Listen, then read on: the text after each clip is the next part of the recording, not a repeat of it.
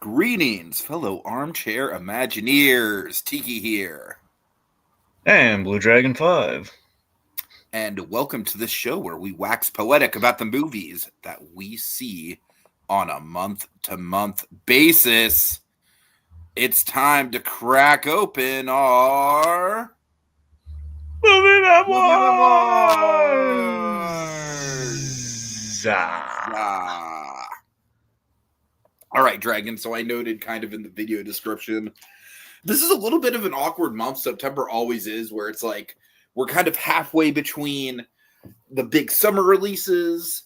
We're not quite to the Oscar movies. This month especially, it's a little awkward because definitely nothing that's going to be in the Oscar race except one battle after another, which is likely going to be this year's Oppenheimer. So it's like nothing. So basically everything you just said doesn't apply. Everything except the movie that's going to win all the Oscars. So basically your whole point was without one, is what you're getting at. That is the fact that there is an Oscar movie in here, but aside from that... But it's the single Oscar movie of the month. It just happens. You just said it was going to be Oppenheimer. That means some gold came from this month. All right. Well, it's not my favorite movie of the month. I'll say that much. Okay. Stay tuned for more. Anyways, let's get started, Dragon. Let's get into some news. Of course, we have to start with some in memoriams. We lost two big legends in very, very different fields. Of course, obviously, we'll start with Robert Redford. Dragon, the big movie that I know him from, I mean, obviously, like, our generation is probably like, oh, he's the bad guy from Captain America Civil War. Or I'm sorry, was he in Winter Soldier or Civil War? I want to say he was in Winter Soldier, right? Winter Soldier, Tiki. Yes. Okay, thank you. I caught myself. But I remember him as the original Jay Gatsby. At least, maybe not. I'm sure there were black and white remakes of or black and white adaptations of The Great Gatsby, but he was the first like really major Great Gatsby. And he really stuck out to me in that regard. Not necessarily one of his better known roles. I actually haven't seen a lot of his more known roles. I wanted to watch Butch Cassidy and the Sundance Kid because that is one of those like classics that I just never got around to. I did not have time this month. Hopefully next month I can find some time for it. But Robert Redford just always strikes me as just kind of like the man's man, if you will. He's just kind of that all-American, rugged, sense of masculinity just emulates from him. Yeah, no, without question. You got to remember, Robert Redford, he very much exudes Americana. He was very much of the Steve McQueen generation. He was the, the definition of, like a movie star. He's the movie star of our grandparents' generation. He is, absolutely, he was like, he was the up and comer for our grandparents in a sense. He was the hot commodity. But even beyond, I'm not just trying to like pare him down just to one generation. I'm just saying that's kind of, I think, where all of our introductions were to Robert Redford, at least for the most part. The man was a class act, and not just that, he wore many hats. Not just like he could have just rested on his laurels of being like like the leading man. Mm-hmm. But beyond that, I mean, he had passion for behind the camera. He's a great director. He did the movie Quiz Show. That was him, amongst many others. But the big thing, the big reason we absolutely have to pour a glass out for Robert Redford is Sundance Film Festival, named after the Sundance Kid. That's the, Sure. I forget how coincidental that is. I'm pretty sure it's called the Sundance Film Festival because, of Bush and Sundance. But you might want to fact check that. I don't know. Yeah, I mean, look, I'm saying it could. Surprised if you were right. Look, I don't know that for a fact. That's just like a thing when I think of the Sundance. I mean, when I found out way back that Rob Redford was behind the Sundance, some of us, it was always like the joke of like, okay, well, it's called Sundance. I mean, it only makes sense, right? Right. It's not a guarantee. It just makes a lot of sense. But anyway. All right, fair enough. So I mean, he was also the big thing we know. Robert Redford. He was, he was always paired with Paul Newman. Newman was his bestie. That was like those two were like the famous duo. But again, it's we mentioned Winter Soldier. He's in Captain America Winter Soldier for a variety of reasons. Of course, one, we want a good heavy who we don't initially see as the bad guy, more like the antagonist, who then we reveal, okay, he's absolutely, he is like the face of corruption at Shield, and you want an actor who really, he's got history. He basically breathed what the tone of that movie was, which was the '70s, the '70s thriller, which the films that he did, like 3 Days of Condor was a huge influence on Winter Soldier, which he was in, and also like the kind of what in terms of like the moral fiber of Captain America Winter Soldier, All the President's Men, which is basically the whole Watergate kind of scandal, but also, which of course is basically the inspiration behind what kind of Cap going against the government, which is the whole Watergate thing in the comics. That's kind of the deeper roots of like where Winter Soldier comes from before we do the Bucky element to it. So my point being, Redford, cinematically is a big reason for why Winter Soldier really kind of like for the resources Winter Soldier was pulling from. One of the reasons it was the fantastic movie that it was, and one of the reasons you get him in that movie as well is that this is a guy who, like in the past, you could have seen him cast this Captain America. Oh yeah, totally. And he was offered Superman. He turned down Superman. That's the thing. He was one of the first picks for Superman when they initially were trying to cast like a big name. But he very politely turned them down. Says, you know what, guys, I don't really think I'm right for this role. Kind of like I don't want to put on the tights, that kind of stuff. I really found it appropriate that his last two roles. I know technically, I don't know if he did a voice role in like a thing that kind of was. It might have been a documentary. I'm not sure. The point being, the technically the last thing is not what I'm trying to refer to, but his last big movie roles, like his leading and/or cameo roles. The last two things that he did, and that before his retirement, he did. Of course, he appeared as Alexander Pierce in Endgame, which of course appears in one of the most successful movies of all time. So that's a good way to go out. But also, and I talked about this on Memoirs way back. The Old Man with the Gun, which is very much, if you watch that movie. Oh yeah, I need to see that. Yeah, you really liked it, right? Yeah, I thought it was great. And here, it's an understated movie. He's really good in it. And here's what's great about it. Here's what adds, like, it's kind of like, remember that movie I told you about with Burt Reynolds, the Last Movie Star? Yes.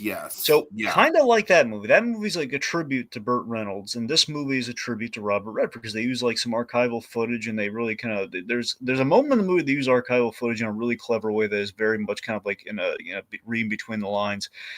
Redford kind of knew he was retiring after this, and this is like if it's a last hurrah, we're kind of like paying tribute to some of the great roles that he's played, and it's a really cool idea. Mm-hmm. Point being, I think he went out with like two movies that really sum up and give him like a full circle kind of like capper to his career. And I like that it wasn't like, I like that he got to decide when he was done, and he had a lot of great work. Even like the smaller things that we've seen him pop up. Like you really liked him in Pete's Dragon, didn't you? I did like him in Pete's Dragon. I totally forgot he was even in that, but yes. Yeah. But yes, I mean, of course, Robert Redford, he will be missed. And my grandmother, she adores Paul Newman, so she has a lot of fondness for the duo that is Paul Newman and Robert Redford. So it's it's sad to see the Titans kind of go away. And speaking of Titans, just to the betterment of the world, we've seen the betterment of media. Let's talk about the betterment of the natural world. Yeah, because it's like, Dragon, I'm glad that you didn't have pushback on this, because I know that she's not technically a film person. I mean, that's wavering, but she does have a lot of impact on film. She has a lot of impact, and then she also just does have a lot of like media appearances over the years as well. That kind of necessitates it, that part of it. So we have Jane Goodall, which obviously, I mean, like, I wish we had Peregrine here to talk about it. You can imagine it's affecting Peregrine in the same way that like Steve Irwin affected me when Steve Irwin died. And I'm pretty sure Peregrine might have been too young to be really affected by that.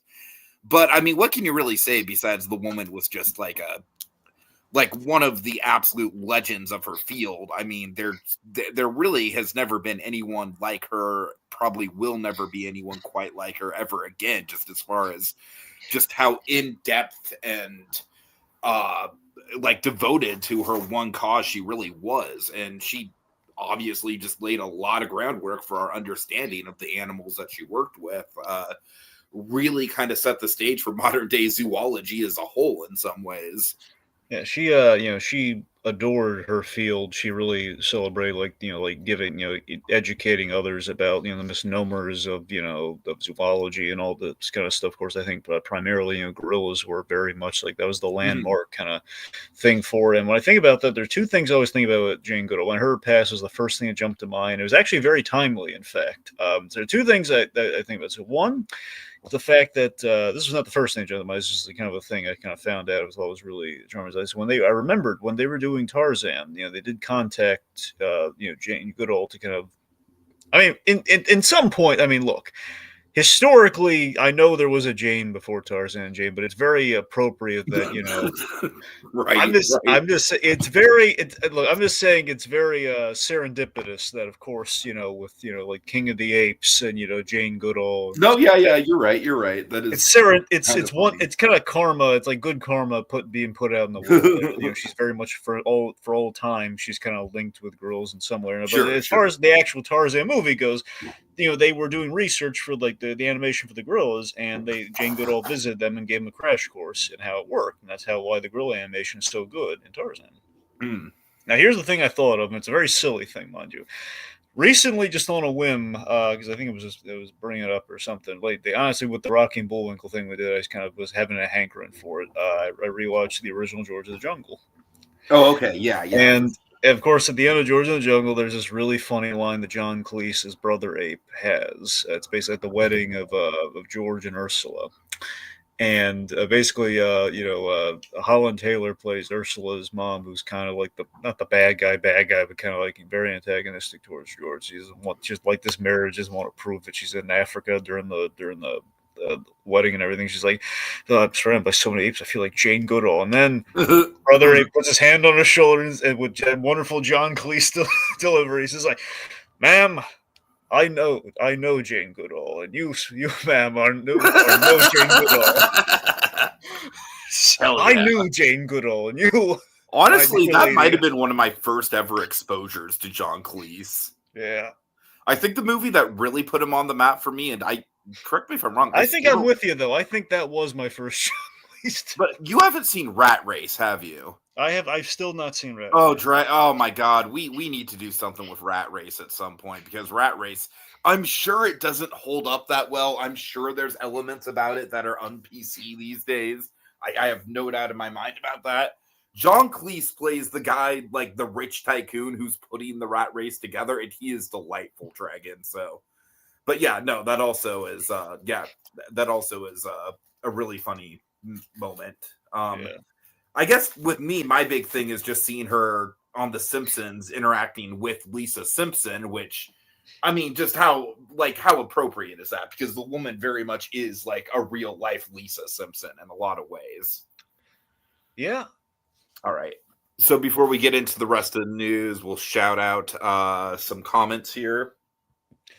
We have yes. Kogia saying Robert Redford gave the best performance in Captain America: The Winter Soldier. My opinion. His last moment in that movie is still really epic. Just the quiet Hail Hydra as he's dying. It's still Mhm. pretty cool.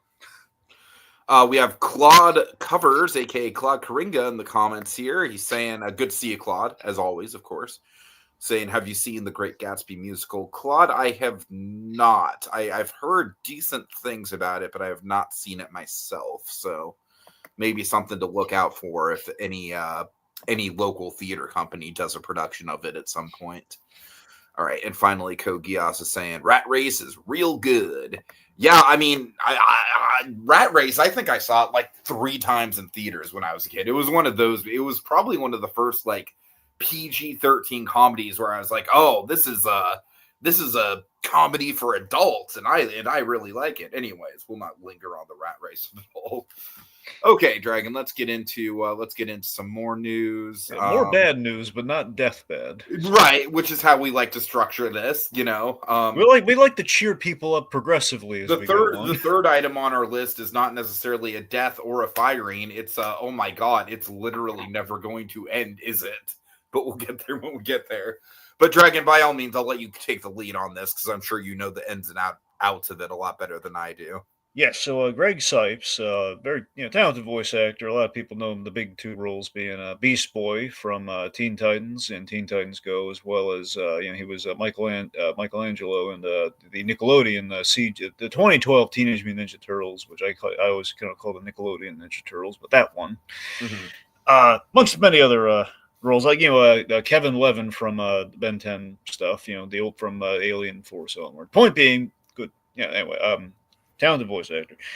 Tragically, he was revealed to have Parkinson's. He got a Parkinson's diagnosis, and very callously, very harshly, Warner Brothers fired him from voicing Beast Boy. As in, they basically they took like it's very shady. Everyone in the industry is very upset about it. It's a very shady tactic that they basically decided they retired him before he could actually retire himself. They said he was unfit to do the job, which was very very callous. I mean, that's what you have apprentices for, my guy. Yep. Yeah, that's the thing. I mean, in his own time, I think he would have realized that because it's like Michael J. Fox was doing voice I work, mean, and if then I'm the eventually, studio, I would probably want him to get an apprentice at that point, yeah.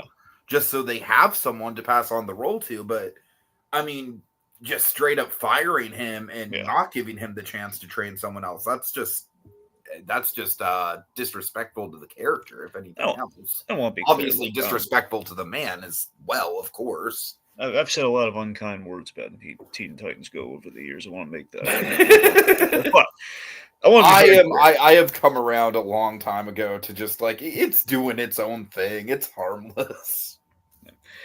I just want to say that look, with Teen Titans Go, the voice actors are very passionate and they love those characters. Any excuse to voice those characters, they're showing up and they're doing their best, even though the tone is very different than I think what we were introduced to those characters with. So that's notwithstanding with any feelings I have towards Greg Sipes. Regardless, is that he loves that character and that character is very much. I want to say it might have been his first voice gig. I could be wrong about that, but I want to say it was. So that character is like that's his Batman. That's essentially Conroy getting his first voice job. Sure. That character is defining. He has a very very kind of lax way about him. That's kind of So it's really it's quite a blow on top of more bad news for him, and it was very unfair for them to do, and I really hope Warner Brothers made a lot of really crappy decisions of late, and I think this is one I really hope they lynch him for. I really do. Yeah, hopefully. This is it's just not right. We don't want to kick around like the beloved character voice actors. I mean, first they take away the Looney Tunes, and then it's just not right. All right. Claude says Greg Sipes is the one and only Beast Boy voice. He was fired on or around Valentine's Day. Yeah, I think it was like they didn't make it public until so I think yeah. Okay, Dragon, we go to voice actors who were fired unjustly and too soon to my God, please just let Julie Kavner retire, the poor woman. Yeah. This one's kind of okay. So this is more on the mixed side of we don't really know what to think. I'm coming down pretty harshly on this one. Yeah, that's why I put it. I'm with you. It's not doing anything overtly negative, like in the way that the Beast Boy situation is. It's just like, oh come on, dude.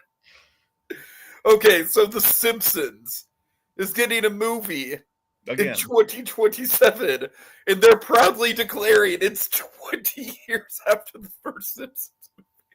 Dragon, I think The Simpsons at this point is just going to be the thing that we as a culture mark our own impending deaths on. It is the ultimate way to you want to feel old? The Simpsons wasn't even good when the Simpsons movie came out, but it's been 20 years since then. Oh my God. I mean, Dragon, have you seen any, I'm sure you haven't seen episodes. I haven't either, but have you seen clips of Julie Kavner recently? It's not good, man. It's not good. Well, what do you mean? I feel so bad for her. No, I haven't seen recent. What's going on with Julie Kavner? Dragon, her voice is basically what's happened with Marge is that the Marge voice is essentially a real life, unexaggerated, worse version of the voice that she used to do for Patty and Selma, the sisters. It's very gruff. It's bad, and it's just through her getting older and doing this voice for so long, and it's one of those things where it's like you can clearly tell that the role has had a negative effect on this poor woman's voice. But not only that, Dragon, the thing that really pisses me off about this is like, if we want to do a second Simpsons movie, fine, go all out with it. I want to see Hank Scorpio as the goddamn villain because that's what we were going to get in the first movie. Well, remember in the first movie, we still kind of got Albert Brooks. So we got Albert Brooks, but it wasn't Scorpio. I gotta be honest. The only way you're gonna get me to watch the new Simpsons movies if Albert Brooks is in. I gotta be honest. And honestly, I think there's probably a pretty good shot that he will be in it. But Colby, you popped in after we talked about Jane Goodall, but by all means, if you want to put your put a little blurb about your feelings about Jane Goodall, we can include that. So it's just ridiculous. Rod says, "How are we getting a Simpsons movie too, but not a family?" I mean, at this point, Fox is probably like, you know what, like, we've run Family Guy into the ground. Nobody cares about Family Guy at this point. Family Guy is just basically, we don't want to come up with new programming. Just keep it churning out. Just don't turn off the machine. We don't want to deal with like the backlash of the people who I think nowadays are more of like, we like the negative aspects that Family Guy represents. It's like, oh no, don't let those people. I really do roll my eyes at the people who just lost, like they're thinking back fondly to the beginnings of Family Guy and not realize like, oh yeah, I love it. Well, yeah, you loved Family Guy, but you don't like it now though. It's just the fact. I think King of the Hill is the only one that managed to go on like 10 plus seasons and still be consistently really good. Yeah, look. I mean, to be fair, I haven't watched recent seasons of Bob's Burgers. I've heard those are okay. But it's the curse of like, if a show doesn't have an ending, it's just going to keep going, and then it's like they're going to run out of ideas, or key people are going to leave, like Seth MacFarlane.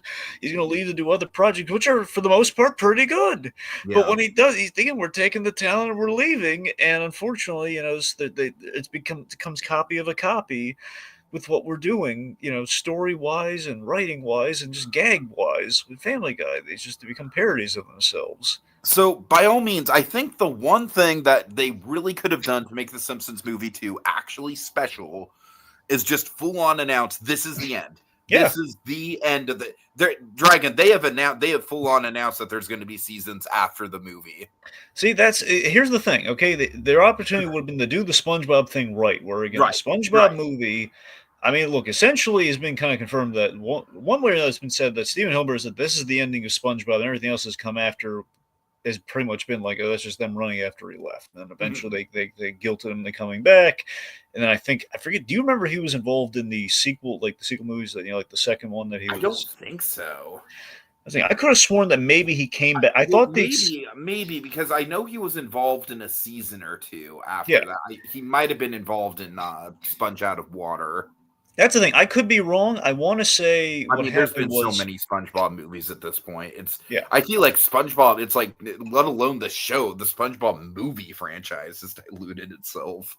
Well, that's the thing. So I want to say what happened was like, basically the first SpongeBob movie is intended to be the ending. That's where Hillenburg really left it. Because again, that's literally the end of the whole show. Where there's the second Krusty Krab, he becomes manager. There's nowhere else to go from there. And then we just kind of underwrite when you keep watching the show, and then Hillenburg I think came back for the sequel, and then they guilted him into coming back for like a season or so, like probably around the time of the second movie. That'd be my guess. And then and sadly, that's. But still, though, it's just the fact that these shows keep going on. They just kind of lose their resolve. But when you have a show that has a direct ending, even in like feature form, like some shows have like the movie or like the TV movie as the ending, and that's how it should be. Yeah, you build to an ending, and you have Big Picture Show was the end of Ed, and Eddie, right? Absolutely. Now, sadly, has not gotten a physical release, but yes, that is the end of Ed and Eddie. But just as far as like that should be like the model of how to do it. Yeah, that's essentially it. Now, mind you, they got kind of. I want to say, I forget if Antonucci basically the show got like a crowd swell support, and then it got brought back because there was an ending, and then. I want to say people wrote letters or something, and it came back, and then he gave then he created like the proper ending. There's an episode ending that he had in mind, which we do when they all turn old, and then there's like, okay, well, we're back, we're going to the school, and we're out of ideas, but here's an ending to bring it back to where it should have been. We're in the cul-de-sac, and we're doing the Big Picture Show. That's essentially what I want to say that's what he did. Mm-hmm. Anyway, but yeah, so Simpsons, just like the fact, it's embarrassing to do a movie 20 years later. I mean, it's the And show's just been and going. just be like, I mean, they're not even remotely like apologetic about the fact that it keeps going on. Like at this point, they're just boasting about the fact that it's just literally never gonna end. And they know that people don't fucking like it, and they don't care because it's a money. God. All right, I could keep going on. But you see that you take the point, folks. It's South just Park's still going to Claude, but you know what? Matt and Trey, they take good care of South Park. All right, it's still done by two people. It's not done by a studio. If anything, the studio that distributes South Park kind of hates it at this point. So I would give South Park a pass. I would love them to do more documentaries, frankly, because again, that documentary they did was so good. Well, honestly, I mean, this season, like what they've been up to this season, I'll talk more about it when we actually get it done because they've had a lot of delays, you know, with the politics, with the recent thing that happened with Kimmel. It's like things Yeah. are. I mean, this season would be a really interesting documentary, like Oh yeah. just the production of it. Yeah. Anyways, okay, yeah. Kogia says, even though I like The Simpsons, I haven't watched in a long time. It's one of the things, Dragon, where it's like when I was a kid, I owned like seasons 1 through 8 on DVD, and I watched those audio commentaries religiously. Yeah. Religiously. Same thing with Family Guy on my end. Like The Simpsons for me was like the institution. It was like the comedy. And now it's like you just cannot look at it like that at all. It's just impossible to look at it as anything other than like this giant cash cow monolith just eating itself. Mm-hmm. All right. Anyways, Just like Homer Simpson, just giant and bloated. And he's like, he's basically like the cow from the end of Peacemaker season 1. That's essentially what. yes, yes, It's yes. like, go! As it's like he's a representative of financial gain. Go! All right. He's being force fed donuts. Okay. So we're going to come upon a couple things that are genuinely, for me, pretty good news. Yeah, good sequel news. Yeah. Now, Super Mario Galaxy is announced as the sequel to, obviously, the Super Mario Brothers movie. You know what? I do technically think that the next movie should have been Super Mario World.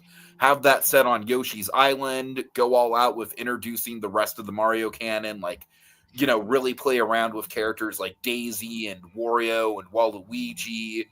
Because obviously, with Yoshi being the post credits cliffhanger at the end of the first movie, I think it only makes sense to do like a Yoshi centric movie.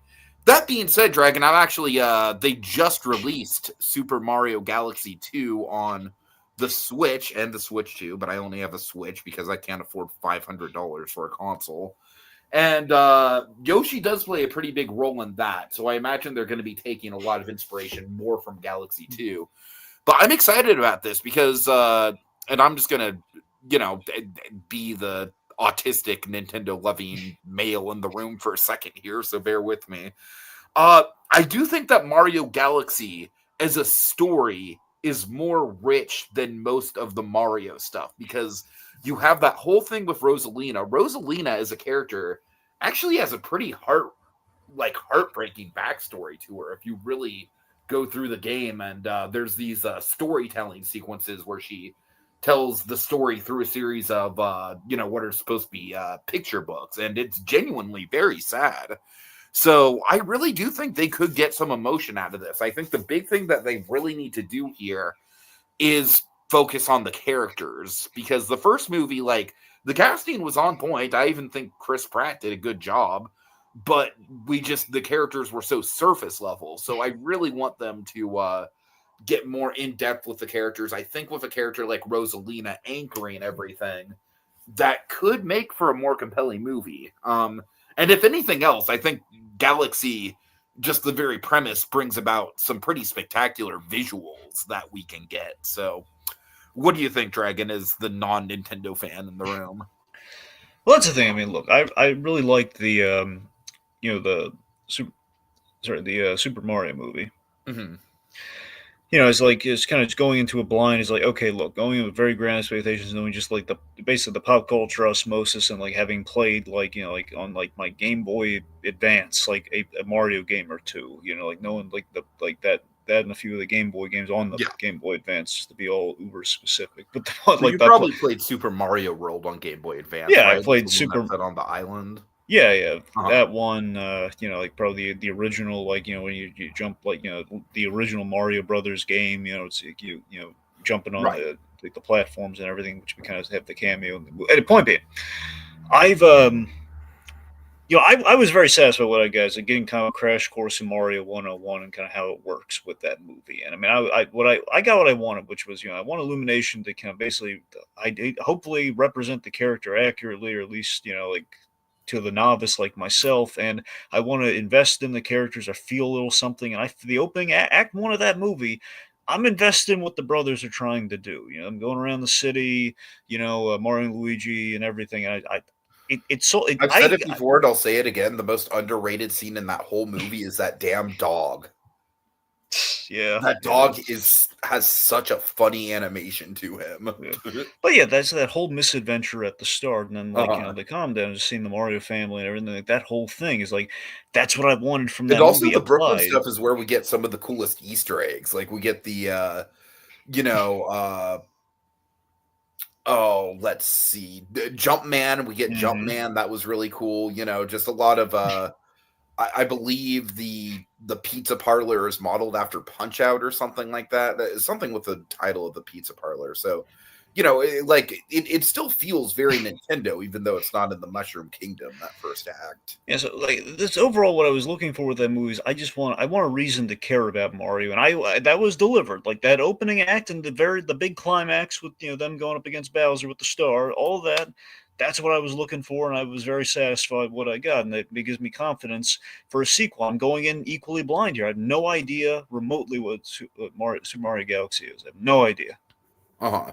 So I'm looking forward just to go in blind, see what it's about. I know there's like I've seen like glimpses here and there of characters and stuff like Rosa, was it Rosalie, Rosalinda, Rosalina. Rosalina. Yeah. So I mean I've seen like Rosalina. I know nothing about Rosalina though, so it'll be interesting to see how that shakes out. So Sure, sure. I'm interested in that. Illumination seems to they really nailed the Nintendo of it all. So I mean fingers crossed. I mean the voice obviously Fred Armisen is Grumpy Kong. Cranky Kong Crank. Dragon. Sorry, Cranky How Kong. dare you? It's been a while. I watched that Donkey Kong show when I was a kid years ago, and it never. Oh man, that Donkey Kong show. Yeah, Oh that's what that god. was. That was my pretty much my exposure. So, anyway, that before the game. I think I had the show then the game. Mhm. Anyway, All right. Okay, and lastly, we got one really notable trailer. but wait. Hey, I get casting. Oh, I'm sorry. You're right. My bad. My bad. Go ahead. All right, so for the new Spider-Man movie, a brand new day, the announced casting got me really excited. I was speculating he was going to make the cut because we're doing a very street level thing here. Again, it's not the announcement that's going to have me bouncing off the walls. That announcement will be Kingpin and Daredevil are going to be in the movie. But until that happens, we got Punisher confirmed. Now we don't have Scorpion confirmed, but it's looking good for him.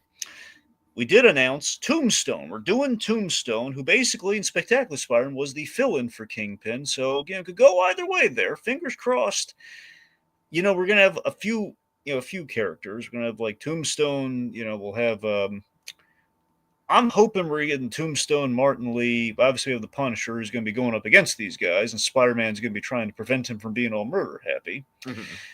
And best case scenario, Kingpin, kind of running or like dealing with all this either as mayor per the Daredevil of it all, or basically he's, kind of like they're all kind of trying to. I think honestly, what make the most sense is you have the street level Spider-Man kind of foes trying to fill the power vacuum if Kingpin is no longer, in the criminal underworld. We got to fill his place, which would make sense. And Tombstone is definitely something they can do. Anyway, so they cast Marvin Jones III as Tombstone. Now this is great for many reasons. One, Marvin Jones the third, he played Tombstone in Spider-Verse and Into the Spider-Verse. It's a very brief role. He doesn't say a lot, and they cut a couple of his scenes from the extended version, but that is him. And what's great about that is that Marvin Jones the third, He is an albino actor, which Tombstone is an albino character.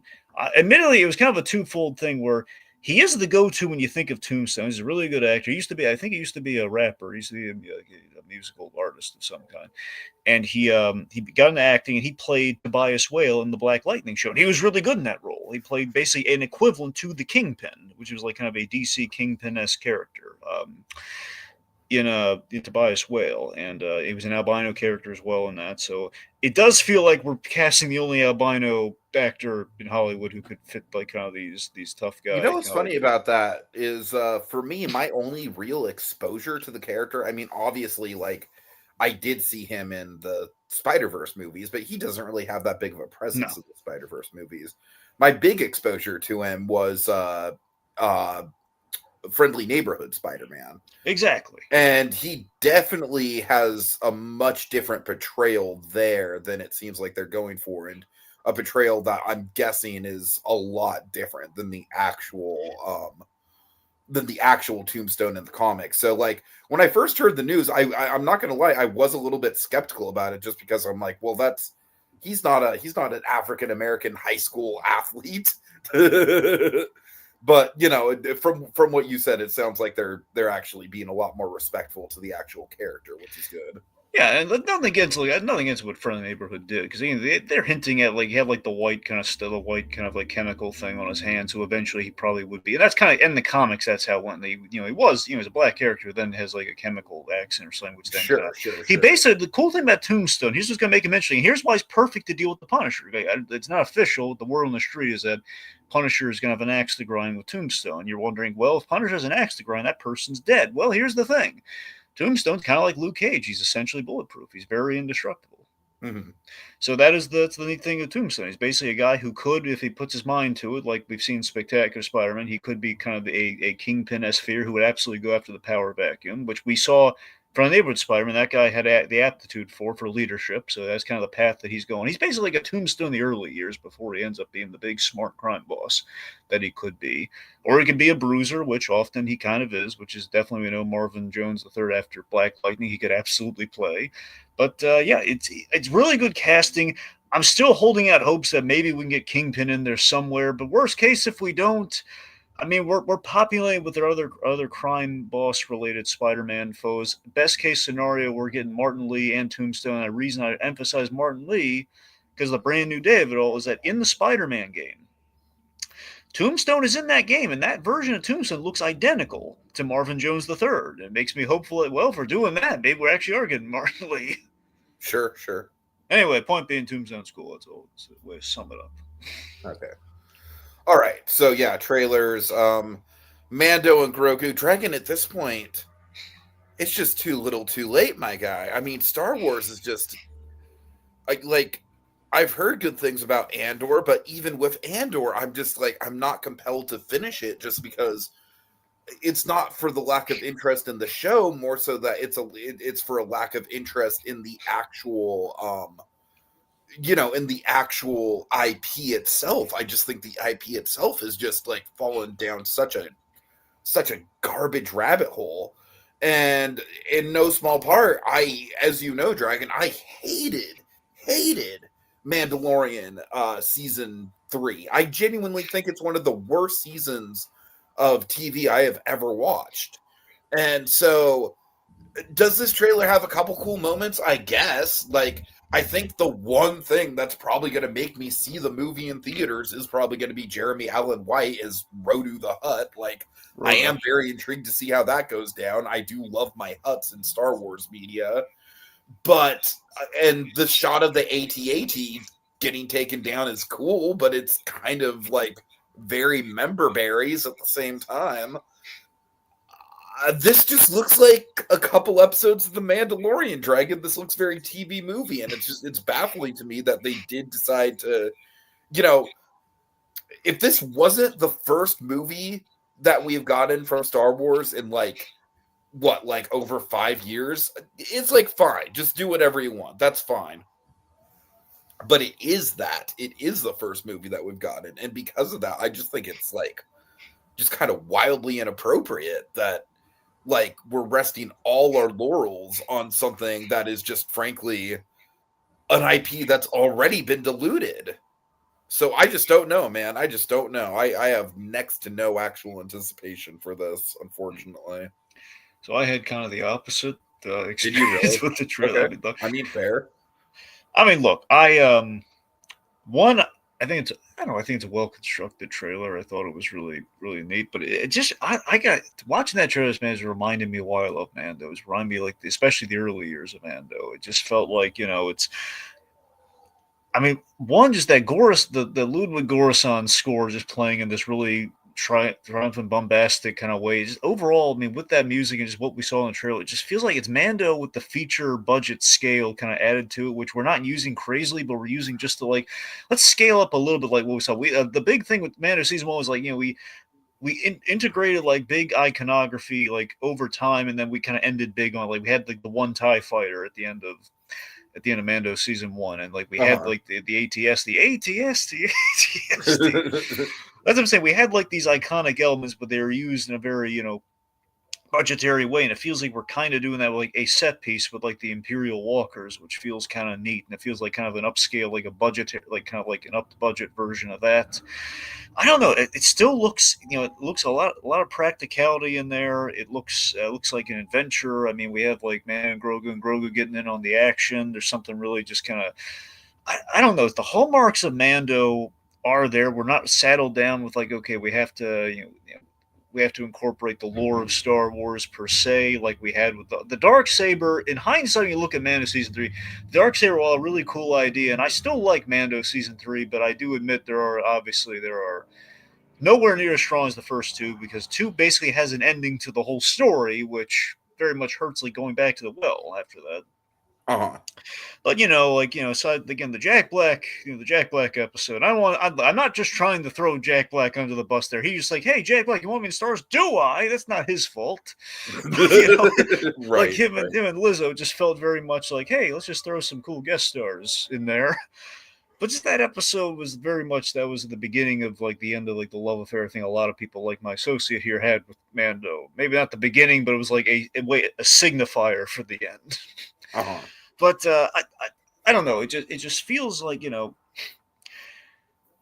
know. This feels like we're kind of pressing we're pressing on with it. Like the Razor Crest is back. I am a sucker for the Razor Crest. I've missed it so much, and Somehow it's the back. Razor Crest returned. Yeah, but still, man, I want that shit back. Pele probably found him one. I don't know. I just want it back. No, it actually doesn't bother me. I'm fine with that. I don't know. To me, I mean, look, as far as like like going back, yes, and it does feel weird that we're not just putting it on Disney Plus, given that Mando started on Disney Plus, and in theory, this would be like the TV movie that warrants it in a sense. Uh-huh. But I don't know. It just feels like if Star Wars is coming back in theaters, I mean, this is the thing that made me fall in love. I'm not saying I fell out of love with Star Wars. This thing that really made me fall in love with this is the Star Wars I really wanted was Mando in the first place, and this feels like we're taking that, we're putting it on the big screen. You got Sigourney Weaver on the action. We got like again the Road of the Hutt callback, which is great. This feels like the Filoni Star Wars that we were promised, and I don't know. I'm very hopeful for it. At the very least, I'm going to enjoy whether it's going to be like great or everything Star Wars needs right now. I don't know, but it looks fun. It's reminding me like I'm rewatching through Mando now after seeing that trailer because it just reminded me of all the stuff I loved about it and falling in love with Star Wars again, which is what Mando kind of signified for me. I don't know. I'm very optimistic. I mean, fair enough, Dragon. I'm not gonna lie. I do respect your optimism there. So, no. I do hope it works out well. Like, it's not like I'm rooting against this movie. For me, it's more so just kind of like the TV movie quality. Like, you're right. It looks like a big budget TV movie. It still kind of looks like a TV movie for me, but. Yeah, but it is though, and I don't think it's necessarily a bad thing. I mean, well, like I said, it's the placement. It's the placement of the fact that like this is the first big screen thing we're getting. Yeah, but it's a big screen thing that, if done right, does right by Star Wars, which feels like maybe we should give it the big screen treatment. All right, fair it's enough. Only going to be in think of it this way, T. All the movies now, it's only going to be in theaters for like 3 months. What's the difference? What is the difference? Oh, with Star Wars, I think it's a big difference, and I think you need a big cultural event of a movie to really get Star Wars back. Well, by your logic, they shot themselves in the foot with Star Wars, so there's no getting back. If there's no getting back, why not? Yeah, I guess. All right. Well, like I said, it's not like I'm not on some level looking forward to it. I definitely think you're more hyped about it than I am, but Yeah. All right, really quick. Little Blue says, my dad predicts that Grogu will finally speak in the movie. I wouldn't be surprised. That does seem like a big kind of like how at the end of the Wild Thornberrys movie, Debbie knows about Eliza's secret, or Chucky's saying his first word at the end of Rugrats in Paris. I'm just dropping all the early 2000s Nickelodeon spoilers tonight, aren't I, Dragon? Yes, you are, Tiki. Yes, you are. But It's no, either it going does feel in line with something like that, yeah. Wouldn't it be adorable if he, like, as a tribute to Carl Weathers, he says, Mando! Oh my god. All right, Kogias says, I never forgave The Mandalorian for getting rid of Werner Herzog's role too soon. Yeah. I mean, that kind of speaks to another issue I have with Mandalorian is the fact that I just think that, like, Moff Gideon, like, he was cool. I don't think he's, like, the end-all, be-all villain to, like, hang 3 seasons of stuff on, and I certainly hope that... Is he dead, Dragon? I don't remember anything about the Mando finale. I mean, look, he looked pretty dead, but we didn't see a body. Yeah, so I don't know. It's like one of those things where essentially he's in quotes. So dead, I guess I agree with Kogias just on the point of, like, we could use some diversity when it comes to the villains in this show. I mean, look, Rhoda. Yeah, no, that's true. I do hope that he is genuinely the main antagonist. Well, that's a question. Again, he could be the main antagonist, or he could be, again, it could be like Rhoda going against his father's empire. I don't know. Uh-huh. Yeah, we'll see. Yeah. Okay, let's move on. September 2025 movies. This is all me, baby. All me. So, Dragon, let me tell you about these movies. Yeah, go on. And, of course, you put the... Did you intentionally put the two least interesting ones at the end? Pretty much. All right, that's fair. Okay. The Long Walk. I've seen this thing twice. I personally am just going to go out and say it. I think this thing is a masterpiece. I think it's easily one of the best movies of the year. Is it better than Sinners? I don't know. I don't think so. Just from a filmmaking point of view, I think Sinners is much more flashy, much more stylish.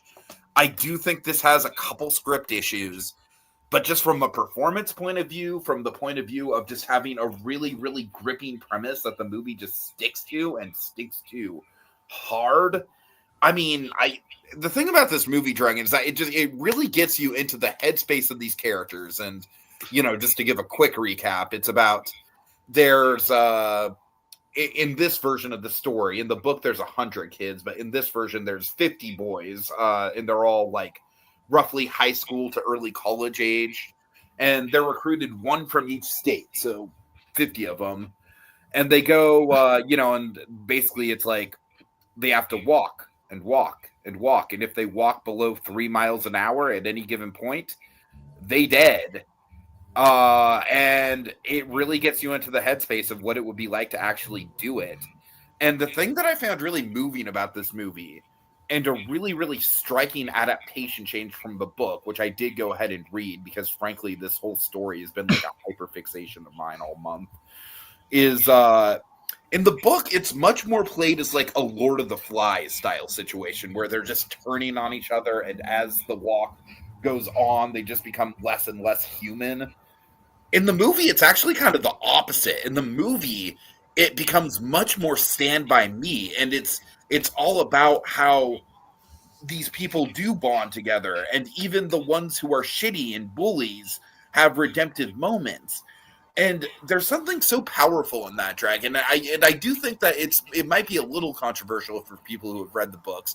I don't think the story has as much of a hard edge as the book, but I do think it's just as tragic. I don't want to give away the ending, but the ending is not happy whatsoever. And there is a twist on the ending from the ending of the books that there is one line at the very end that I'm not happy about. Peregrine knows what it is. I talked about it with him. It's one line that the character says. But other than that, I do conceptually really like the ending. Dragon, I mean, I think if you can handle the blood and gore on something like Better Call Saul or Breaking Bad, like if you can handle like the elaborate violence on Breaking Bad. I think you can handle this, honestly. Like, there's no jump scares, there's no supernatural elements to it. It is brutal, but it's a brutal in a way that I think you can stomach. And you got to see it for Mark Hamill, man. You got to see it for Mark Hamill. Because Mark Hamill, like, I've heard mixed reactions to his performance, but I'll say this much, Dragon. His character is so goddamn hateable that literally in the first 10 minutes of the movie, I had to flip off the screen from his presence. I was like, oh, fuck you, buddy. See, that now that's how you know a performance connected with an audience. No, it really did, though. It's like, of course I know it's Mark Hamill. I love Mark Hamill, but he did such a good job of making you hate him, you know? But at the same time, there is like kind of like almost a little bit of a comedy to his character as well, in spite of how hateable he is. Like, for example, towards the end of the movie, I don't want to give away who's still left, but the characters who are still left, there's only a few of them at this point. You know, he plays the major, he plays the host of the game essentially, and he's kind of like a mix of a game show host and maybe the fascist dictator of America. You don't know how much of a figurehead he is and how much of an actual leader he is. It's kind of ambiguous that way. But he's like riding in his Jeep like the whole time, like, you know, like keeping up with the walkers, but still, you know, that like he, you know, he obviously doesn't have the discomfort of it. But there's this moment where the rest of the walkers, there might be like 3 or 4 of them, they throw their hands up, like the general's like you know, or the major, he's just kind of like spewing his whole propaganda, like, you boys are legends. You boys are going to get down in history. This is a memorable day. And then one of the characters is like, oh, shut up. Seriously, shut the fuck up. And then Mark Hamill, man, he's just like, now that's the spirit I lack, boy. Like, you know, it's so funny. It's like there are just genuine, like, moments of comic relief with him in spite of how just straight up evil he is. So yeah, I really do appreciate the fact that they did not go for sheer misery here. Like, it is a very bleak film, but there's a lot of moments of humanity that are almost kind of life affirming. David Johnson, who played Dragon, did you ever see Alien Romulus? No. Okay, well, David Johnson played the android in that movie, and he was very, very good in that movie. And he plays a character that is definitively not an android. He's a character that is filled with life, filled with emotion, filled with humor, and it's great. Ben Wang, who is the new Karate Kid, and I will get to the new Karate Kid when we get to catch up, he has one of the most memorable supporting roles here. He starts out in a comic relief role, but he ends up getting what I think is the saddest death in the whole movie. I don't want to spoil exactly how it goes down, but it ends with him just screaming, I did it all wrong. I did it all wrong. And that line right there, it's in my bones, Dragon. It's in my bones. I don't think I'm ever going to forget it. So I think The Long Walk is a really, really harrowing movie. I think it should be more culturally important than it is. And frankly, I think it's a better movie than the one we're about to talk about, which people are, you know, holding up as like the greatest thing in the last 10 years. One battle after another. Here's the thing. I really do like Paul Thomas Anderson. I wouldn't necessarily put Paul Thomas Anderson in like, he's made some of the all-time best movies, but I don't think his career is as consistent as people want it to be. I think after There Will Be Blood, he's made some stuff that like is ambitious. Like, I think The Master is an ambitious movie. It just doesn't really personally click for me. I've heard people love Phantom Thread, but personally, I just can't get into it. And then you have stuff like Inherent Vice and Licorice Pizza, which by and large, people say there's some enjoyable stuff in those movies. I mean, Licorice Pizza gave us Cooper Hoffman, who's also in The Long Walk and also fantastic in that movie. But I just, by and large, I think the first half of Paul Thomas Anderson's career is just more consistent than the second half. That being said, for me, One Battle After Another is solidly his 4th best movie, in my opinion. I think it is below There Will Be Blood, Punch Drunk Love, and Magnolia. I think it is above everything else. So, like, understand here, I'm coming into it, like, I'm in a point where I do kind of love this movie. Like, I think it's I think it's very electric. I think it's thrilling. I think it's got some of the best filmmaking, some of the best score. Like Leo is fantastic as always. Dragon Sean Penn is great as the villain, and the only way I can describe the villain, and I don't think I've heard anyone else describe him like this, but it really does strike me. Is I really do think that he is um the the modern day Frollo. Hmm. Like he's got some real Frollo upside to him as a villain. So yeah, Benicio del Toro, fantastic in a supporting performance. Like it's got everything you could want. The problem is, I just don't think it's that deep of a goddamn movie, and I don't think it's like it uses the Cultural Revolution and like domestic terrorism and all this stuff in a way that, frankly, I think is just kind of window dressing in a lot of ways. And maybe I'm just very much comparing this to The Long Walk, where The Long Walk is very much, it's about more than that. It's about a lot more than that. So maybe I'm not being fair, but for me, it's just hard to look at that comparison and really think that one battle after another is this like towering achievement. It's a great movie. It's a very compulsive movie. It's a very watchable movie.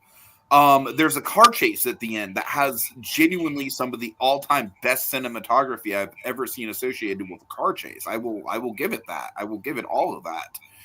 I just don't think it's like this towering Dragon. It's basically the everything everywhere all at once thing. You remember how I felt about that, right?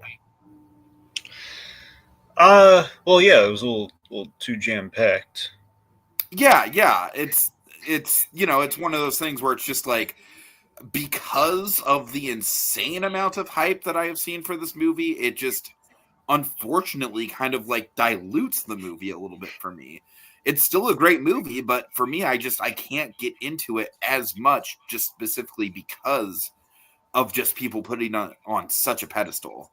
Still really great, and it is going to deserve all the Oscars it's going to win, but honestly, Dragon, I do think Oppenheimer might actually be a better comparison because you and I kind of saw eye to eye on Oppenheimer, where it's like, we respect Oppenheimer for the ambition.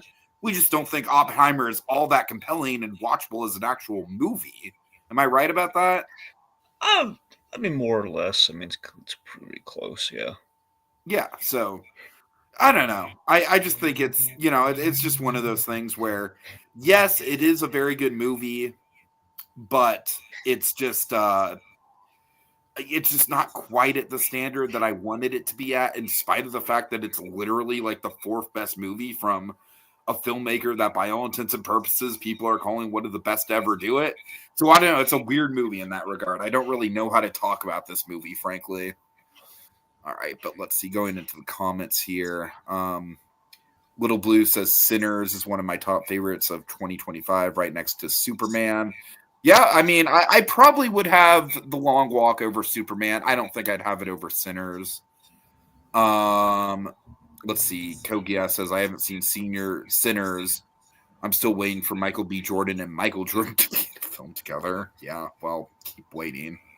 Oh, can you imagine if they get Michael B. Jordan to play Michael Jordan in a biopic or something? I think it's a gag. Oh my god. Okay, Kogia says I've heard of Sean Penn. I don't think I've seen anything he's in. Well, yeah, Kogias. I mean, you're the hot take guy, so I don't necessarily know if you'd appreciate Paul Thomas Anderson movies, but like by all intents and purposes, like some of the best ones are like some of the best cinema that there is out there. So I would give it a chance at least. Give There Will Be Blood a chance at least. There Will Be Blood, I think, is probably his most accessible movie. All right. Anyways, moving on from that, we've got The Conjuring, Last Rites. So here's the thing with The Conjuring. Vera Farmiga and Patrick Wilson, Dragon, their charisma is off the goddamn charts, okay? Like, I swear to God, every movie, they just get better and better as far as the charisma goes, and this is no exception.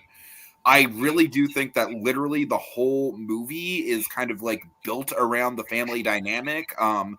their daughter, who I believe was one of the Cassie Langs, not the current Cassie Lang, but maybe the first Cassie Lang, if I'm remembering Okay, do you correctly. mean the first older Cassie Lang, or do you mean like the first younger Cassie? I'm honestly not sure. Okay, look, let me make it simpler. There are three Cassies, all right? There's the one Okay. who was like the little girl who was in the first two Ant-Man movies. I'm pretty sure that's it.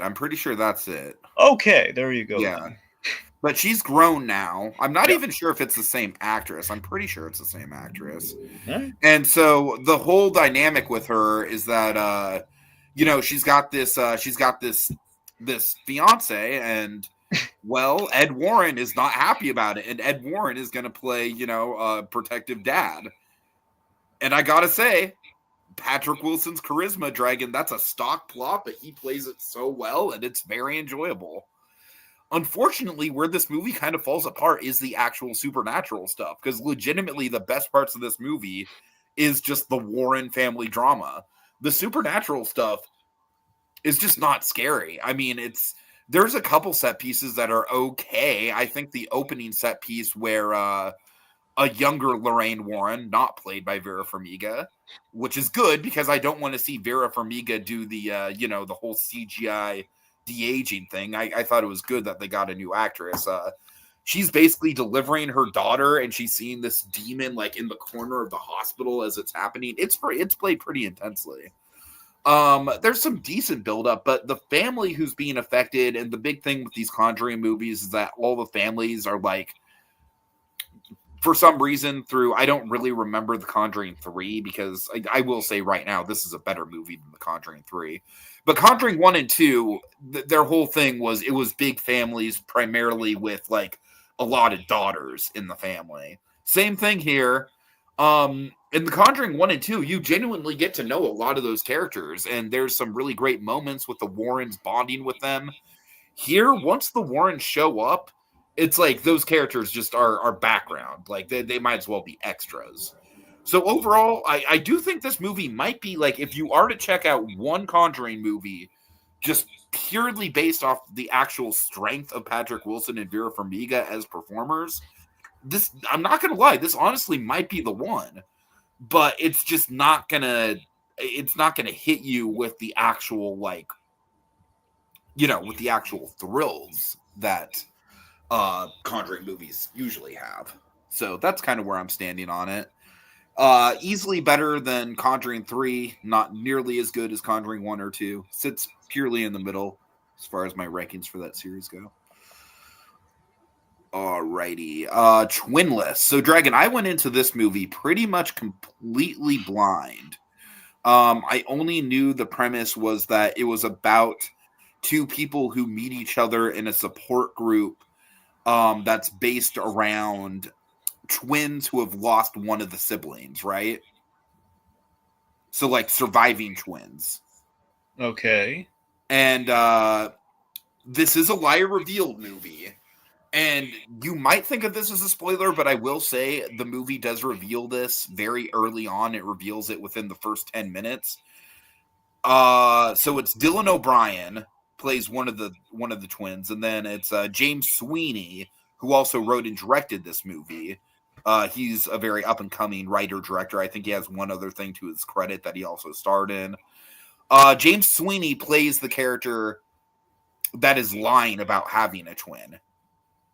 And so he's lying about it specifically because the twin of Dylan O'Brien's character, he kind of like offhandedly, like indirectly had an effect in killing, because this twin was a guy that James Sweeney's character hooked up with and then ghosted him. And so James Sweeney goes to confront the Dylan O'Brien twin. And in that confrontation, Dylan O'Brien loses his footing, ends up being hit by a car on the side of the road. And James Sweeney like runs off. So it's like I think you can't have arguments in the middle of traffic. I know, it's right? Just not going to end well. So he starts going, and I'm only saying, like, this might be spoilery, but it's just kind of, as far as I'm concerned, it's the setup. He starts going to the support group specifically as kind of like a way to make amends with the Dylan O'Brien character, the surviving twin.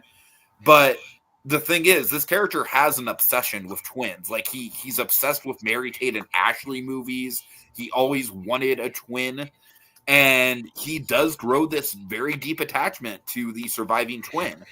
And it kind of becomes a bromance for the ages, Dragon. It really does. And it's one of those things where it's like Dylan O'Brien's character is very much just kind of like, he's not dumb, but he's a very simple sort of person. He's not really cultured in the same way that James Sweeney is. So it's an adorable kind of like little like odd couple pairing. But here's the thing. Because that James Sweeney is lying, and he is lying about a very sensitive thing, the cards are going to come crashing down on this thing. And in that way, Dragon, I think Twinless might be the ultimate liar revealed movie. In the sense that, like, there is so much suspense and tension built up around the actual reveal that, I mean, it really is cinematic in the way it unfolds, in the way that one of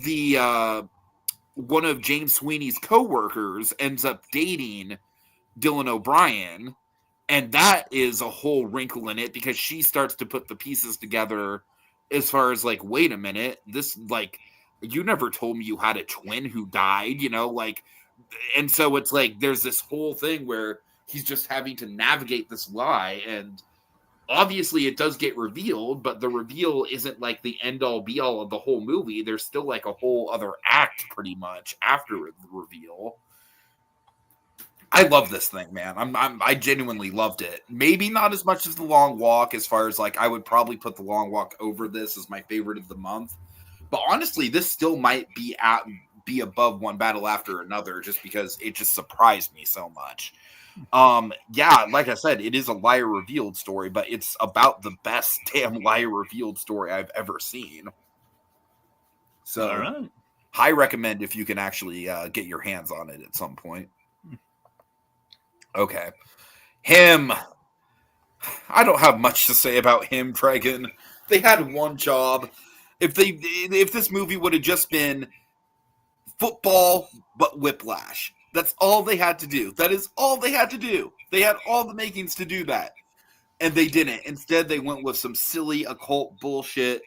This movie is exhausting to watch. It's the definition of style over substance. The performances, for the most part, are all obnoxious. Marlon Wayans is trying his best to be intimidating, but his character is written very inconsistently. I hated this movie. I straight up hated this movie. I hated the theater experience of watching this thing. And because of that, Dragon, it's got to be my absolute worst movie of the year. There's no movie this year that I hated watching in theaters more than this one. And I'm just putting my foot down when it comes to that. See, so it was your Poor Things. I guess so, yeah. I mean, I don't, man. Well, I know not you. I'm saying for me. I don't really. I think Poor Things is very overhyped myself. I kind of agree with you in that regard. I just don't hate it. Like I'm saying, the only time I've ever in my life contemplated walking out of a movie was Poor Things. So that was like, I regret not walking out of it. Frankly, I was like, I should have done it. Yeah, I feel you. I know Yorgos Lanthimos is like, he's just such a mixed bag. He can really, really not come across well for some people. Anyways, yeah, so that's where I stand on him. Unfortunately, the next movie is like, it's kind of in a similar vein to him as far as like, I just found it really boring. Eleanor the Great, which this is another June Squibb starring vehicle. It feels like they're kind of building on the momentum of Thelma. It's not nearly as good as Thelma, which, by the way, Dragon, if you haven't seen Thelma yet, which I don't think you have, that's another one. Just to remind you, that's delightful. It's basically the whole premise of that is that it's June Squibb in like a Mission Impossible style action movie, but the action is just her trying to break out of her retirement home. But in this one, guess what, Dragon? What? If I had a nickel for every time a movie came out in September 2025 that had the basic premise of someone lying about a tragedy to get in good with a support group, I would have 2 nickels. Which isn't a lot, but it's weird that it happened twice, right? Seriously, seriously. The whole hang up of this movie is that she ends up at a support group and she's not really sure what it's for. And lo and behold, it's for Holocaust survivors. She is not a Holocaust survivor, but her best friend of many years was a Holocaust survivor. This friend shared very personal stories with her that she only shared with her. So she's able to take those personal stories and weave this narrative about being a Holocaust survivor. The problem is, unlike Twinless, which just does this tightrope walk where you're really wanting, like, you really want to see this friendship succeed. This woman, she's the person who ends up getting attached to her is this student journalist who happened to be at the support group doing a piece on Holocaust survivors, and they start a friendship with each other. And the whole time, it's just like, I think the student reporter should be a lot more diligent than she actually is. Like, because literally her father, who's like an actual reporter, like a news reporter, literally at the climax of the movie when they're about to give like a big award to June Squibb, he's like, I Googled her name and look what came up. She's not the Holocaust survivor. Her best friend was. It's like, that's all it would have taken. That's all it would have taken. That one hang up, that one plot hang up. But let alone that, the movie is just boring, Dragon. It really is. I will say, in certain moments when June Squibb goes into her dialogue, into her monologue, kind of like recounting the memories that her best friend had of the Holocaust that she told her about, you will see the actress who played her best friend in this kind of a flashback form, like talking about it to June Squibb. And this actress really goes all out as far as like delivering a very powerful monologue about surviving the Holocaust. Like that I will give this movie. Like that actress, she really, really does a fantastic job with that material. But that's about 5 minutes of the movie, and the rest of the movie is very awkward and clunky and just straight up boring, unfortunately. So yeah, that's where I'm at with it. That's unfortunate. Yeah, it is, because it could have been a good movie. I mean, Twinless shows that liar revealed stories don't automatically have to be cliche. But this one, unfortunately, is probably one of the ones that, probably makes Doug Walker hate liar revealed stories in the first place. All right, so we're going to TV, right, Dragon? That's right.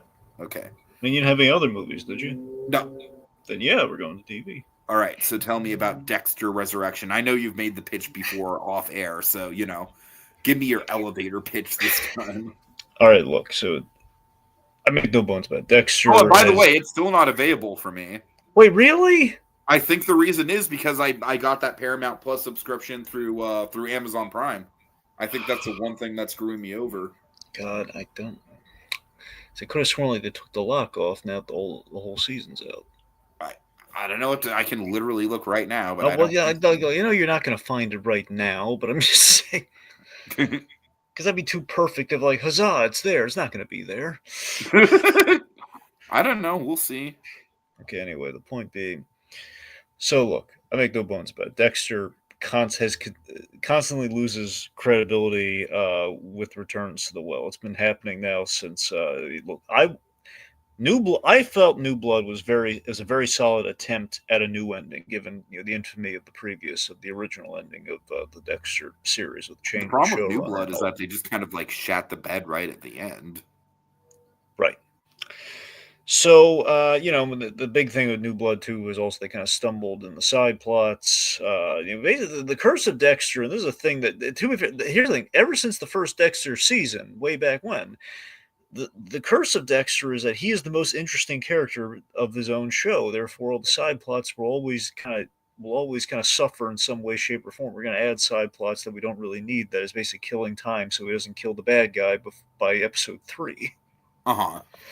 That's essentially, it's always kind of the curse of Dexter. But Maria, we're married, Maria. Exactly. So it's always that's always been. But again, so I can't be too harsh on New Blood for that because that's part of the DNA of the show. It's always been like that. Made me dislike Angel Batista when I shouldn't. Yeah. So Original Sin was something that was very unnecessary. Given we kind of said everything we need to about Dexter's past in the first season, we put Michael C. Hall in the bad wig, which is hilarious, but that's what we did.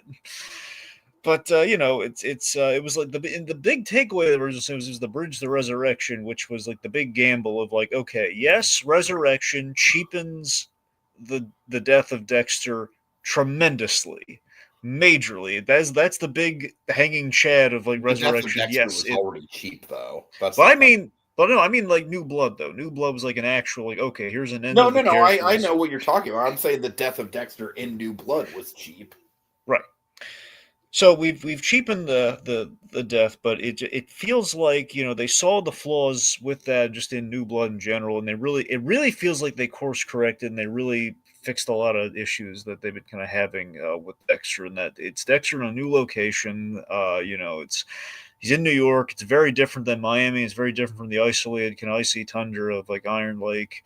He's he's an Uber driver, and it's there's a lot of guest stars that are not just like guest stars thrown in there. There are guest stars who are other serial killers. And this basically, Dexter infiltrates a serial killer club that Peter Dinklage's character is hosting. He's Leon Prater, is this rich guy who's basically geeking out about serial killers. And he has like a collection of serial killer memorabilia, and he actually holds these little dinner get-togethers with serial killers, and it's awesome. It's the season overall with that element, this plot element, it's something that the other seasons of Dexter haven't had in the waning seasons, which I think really is what has been kind of missing. Where it's clever, it's entertaining, and it just the best way to sum up this Resurrection is that it's a mini series that basically reminds you why you love the character of Dexter, especially in that one seasons 1 through 4 original kind of juice that Dexter had.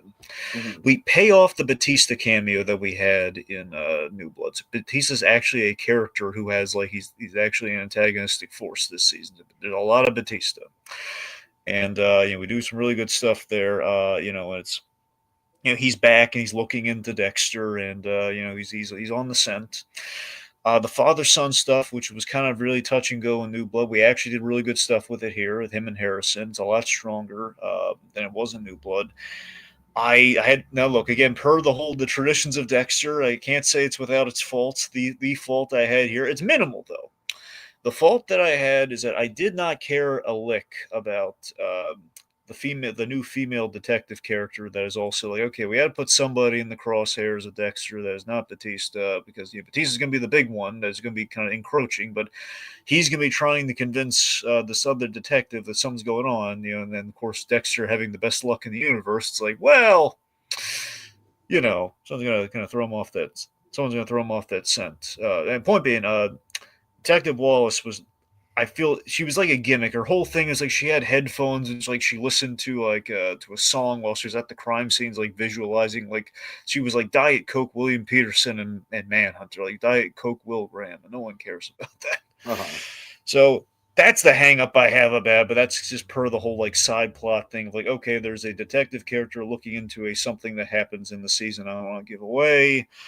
But we brought back Ghost Harry, so James Remar's back, and we used him really well. I felt, we have cameos, we got some references galore.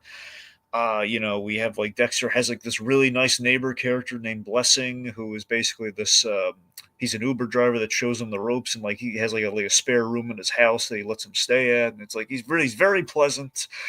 Just I don't know. It's just it's just Tiki watching this. It was going back to event TV, man. It was going back Nice. to like when you watch Dexter for the first time. You're on the edge of your seat, and it was just so much fun. And Dinklage was great, and our guest stars, I think they didn't just phone it in; they really brought it. Like they cultivated like these individual serial killer characters, and I don't know, it was a lot of fun. It gave Dexter a very clear cut plan for the season versus like us just kind of like, okay, well, he's got one target. It's like, okay, he's kind of working his way through here, but it's not as easy as you might think. Uh-huh. So again, I'm not doing a great job of selling it, but I really recommend that this is the Dexter show you want to watch. This is going to bring it back for you, despite all logic telling you no, no, no. Dexter's burned me too many times. This is the one that actually the just the way the direction and just the way they shoot in the performances. It's like this is what you watch Dexter for. Yeah, no, I can definitely believe it. I mean, I like you're not going to be surprised about this, but I did just check, and lo and behold, it is not on Showtime Yep. still. But but make no mistake, whenever I do get a chance to watch it, I will. I definitely want to. So, alrighty.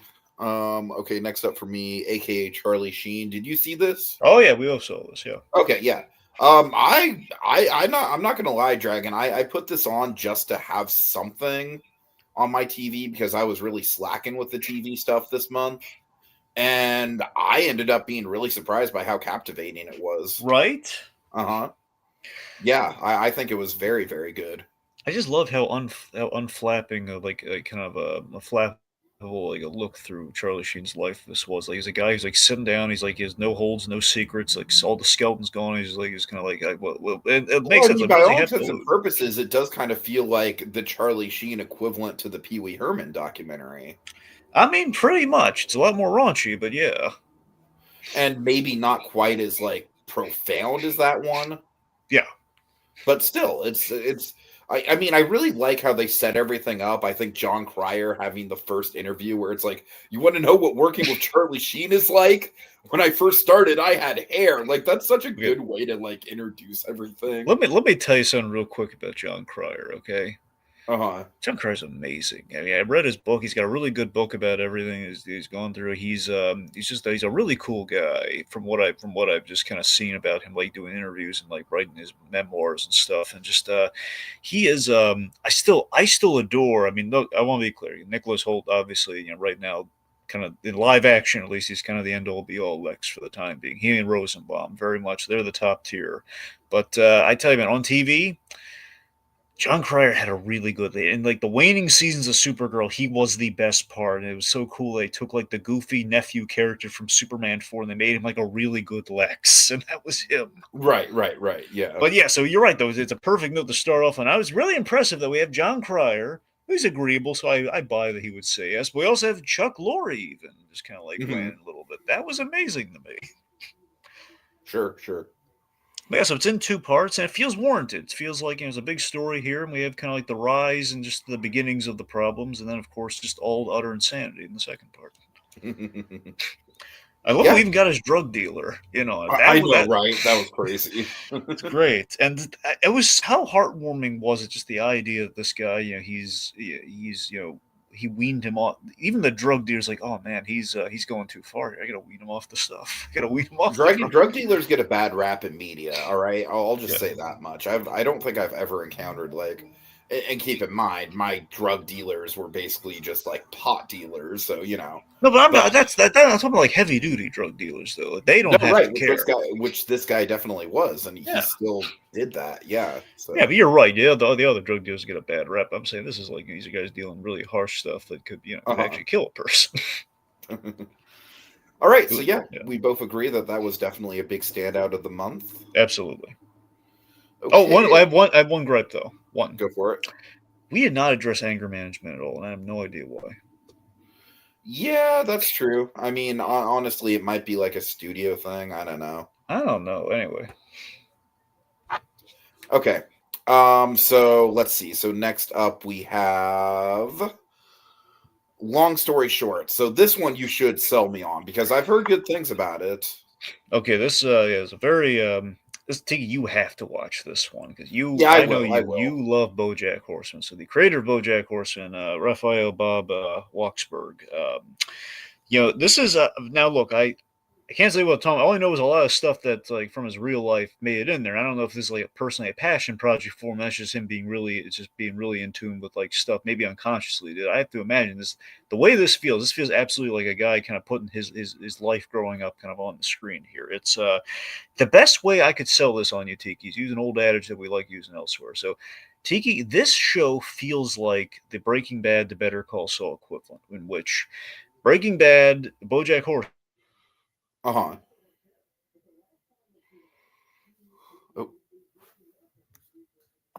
Hello? Shoot. Dragon, you kind of cut out there. Sorry, folks. Dragon. Okay, well, I'll read some comments here. Kogia says, the live-action Vampirina show started in September. It's a good Disney show. You know what's funny about Vampirina for me is I remember the last time I was at Disneyland for Halloween, they were like really hyping her up, and I had no idea who she was or why she was being so hyped up. Kogias also says, I like Nicholas Hoult, but he's my least favorite live action Lex. All agree to disagree on that one, Kogias. Okay, Dragon, are you there? I want to go out and come back in, maybe. I don't know.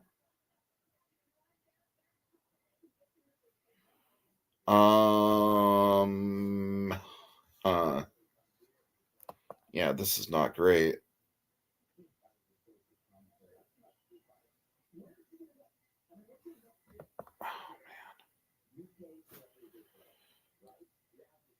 I'm sorry, folks. I don't know what to do.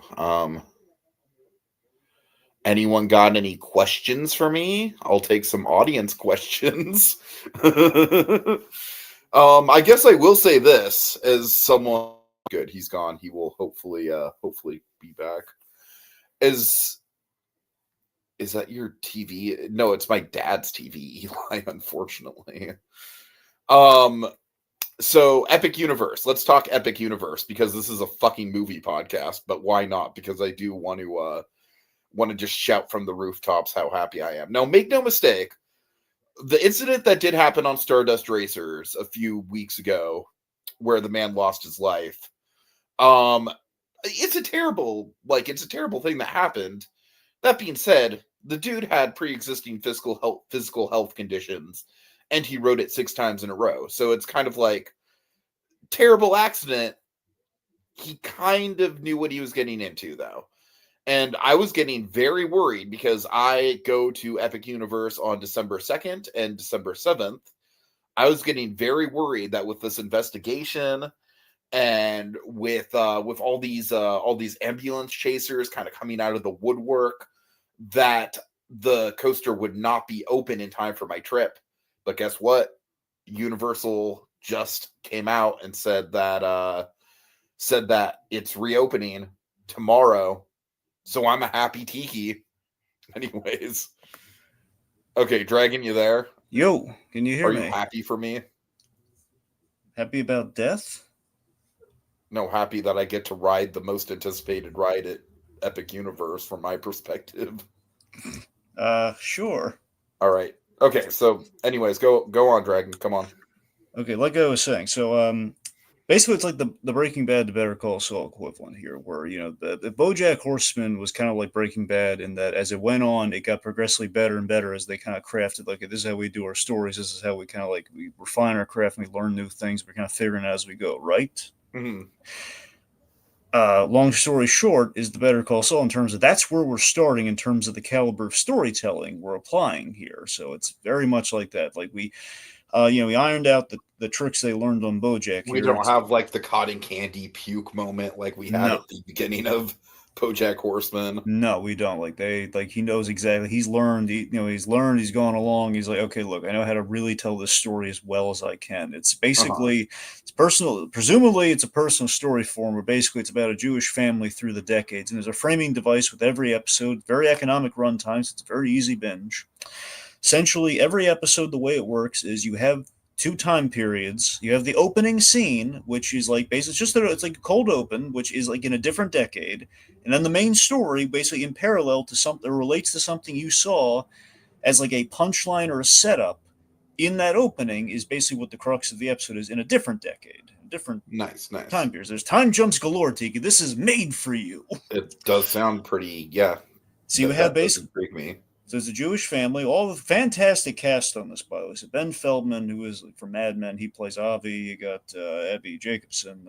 She plays Shira, and you have Max Greenfield. He plays Yoshi, which very funny name, by the way, given the Mario. But yeah, he's also Paul Reiser. Paul Reiser is the father. Yoshi is just a pretty common Japanese name, though.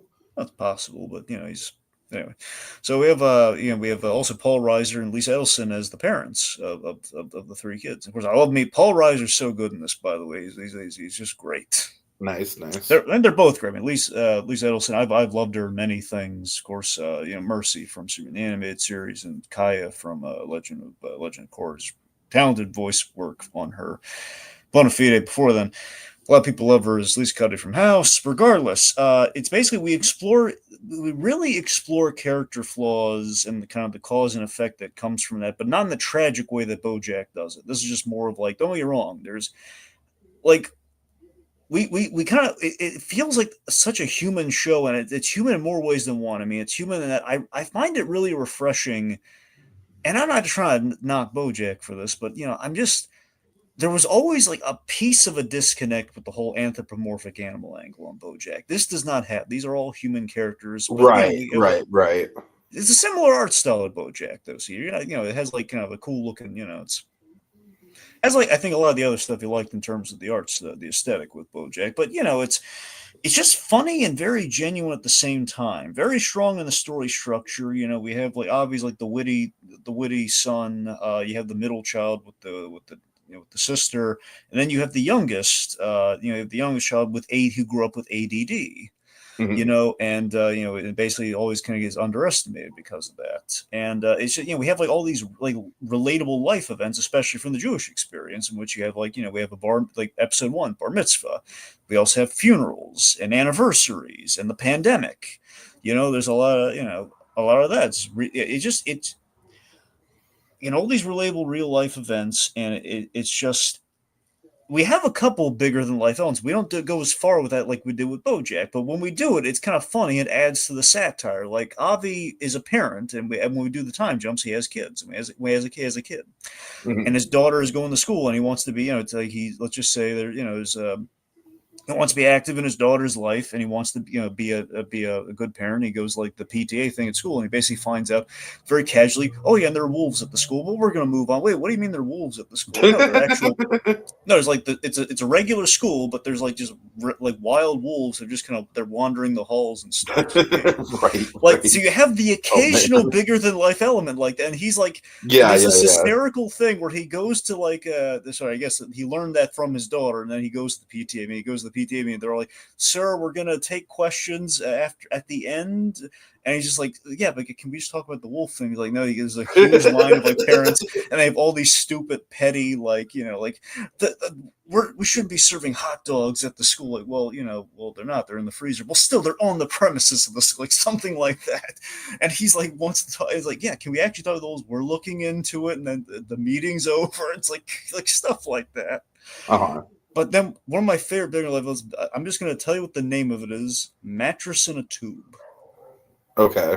Mattress in a Tube is hysterical, and you're gonna love it. The two standout episodes for me was there's a mattress in there, which is the Mattress in a Tube episode, and Kendra's job. Kendra's job is like jaw-droppingly good in terms of the story structure and the payoffs and what we do there. The big standout.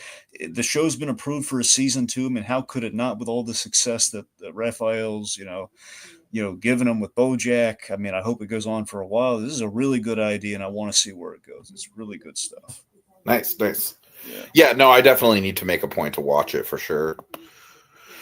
Okay, next up, Not Fit for TV, The Biggest Loser. I'll make this quick because you pretty much said all that I have to say about it, which is, I don't think it's quite as compelling as the Charlie Sheen documentary, but I do think it's very good. I really like Dragon. I'm really compelled by the character of Bob in this, and I am not surprised that they didn't get Julian to get interviewed. But I love how Bob, it's like he is clearly like an antagonist as far as like what actually went down, but he also very clearly regrets it. You know what I mean? Like he has such an air of regret about his role and everything. And I just found that presence to be very captivating. I don't know. I found a lot of the previous contestants to be very captivating as well. And also it's a little disquieting for me just in the fact of like, oh geez, like here I am, like make no mistake. I've never been morbidly obese like some of these people, but just the idea that you can work your ass off and just gain the weight back so quickly, it's kind of terrifying to me, Dragon, as someone who's on his own personal weight loss journey. So the shocking moment was that mile run, wasn't it? Oh, definitely. Especially after you've seen The Long Walk, too. Dragon the Long Walk definitely makes me rethink my walks. I will say that. Although I will say that actually, believe it or not, the long walk actually makes me more motivated to walk No, for Tiki, longer. you should go to that theater thing, that screening they did where it's like they Dragon, had if I everyone. could, I would. Believe me, I would pay good money to attend something like that. God, I still think that was a really crazy but really cool idea, though. I mean, Uh, I hope they didn't actually make people leave the theater, though. If they couldn't make, that's the thing. I mean, they're gonna miss the rest of the movie. Anyway, All right. but you liked it, though. Yeah, I liked it. I liked it a lot. Yeah. All right, good. Nice. I mean, I don't want to call it comfort TV, but it's very digestible. Well, good choice of words.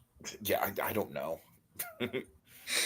Okay, Katrina, come hell or high water. Well, hell and high water. Okay, sorry. No, it's fine. Just, I thought it was a weird distinction too. That's what I wanted to highlight because I thought it was, No, yeah, you're right. It is a weird distinction. Yeah. Okay, so Spike Lee, he basically did a 3-part documentary on Katrina for the 20th anniversary. Okay, And that seems like a very appropriate thing for him to do. yeah, so this, I got to admit. So I thought this was good. I thought it was very competently done. It's just the thing of like, it's the pattern with Spike Lee have been happening with his recent stuff, where it's basically, I think he's, where he has me until the end. Really, it's kind of where I'm at here. So for episodes 1 and 2, I think are written. Episode 3 is good, but the problem is episode 3 is when we get to the thing with Spike Lee, where he's preachy. And it's not the problem that he gets preachy. The problem is that he spoon Yeah, he feeds gets it to you. preachy at the end. I mean, we saw that with Black Klansman for sure. That's what I mean. My problem is that Spike Lee, I think he just really, I mean, it could just be like personal frustration with him. I don't know. It's just the idea that he just really does not trust the audience to come away with the right message. So he's spoon feeding it to him. Right, right. Okay, this is what I'm trying to say. It's kind of what he's, where it's basically,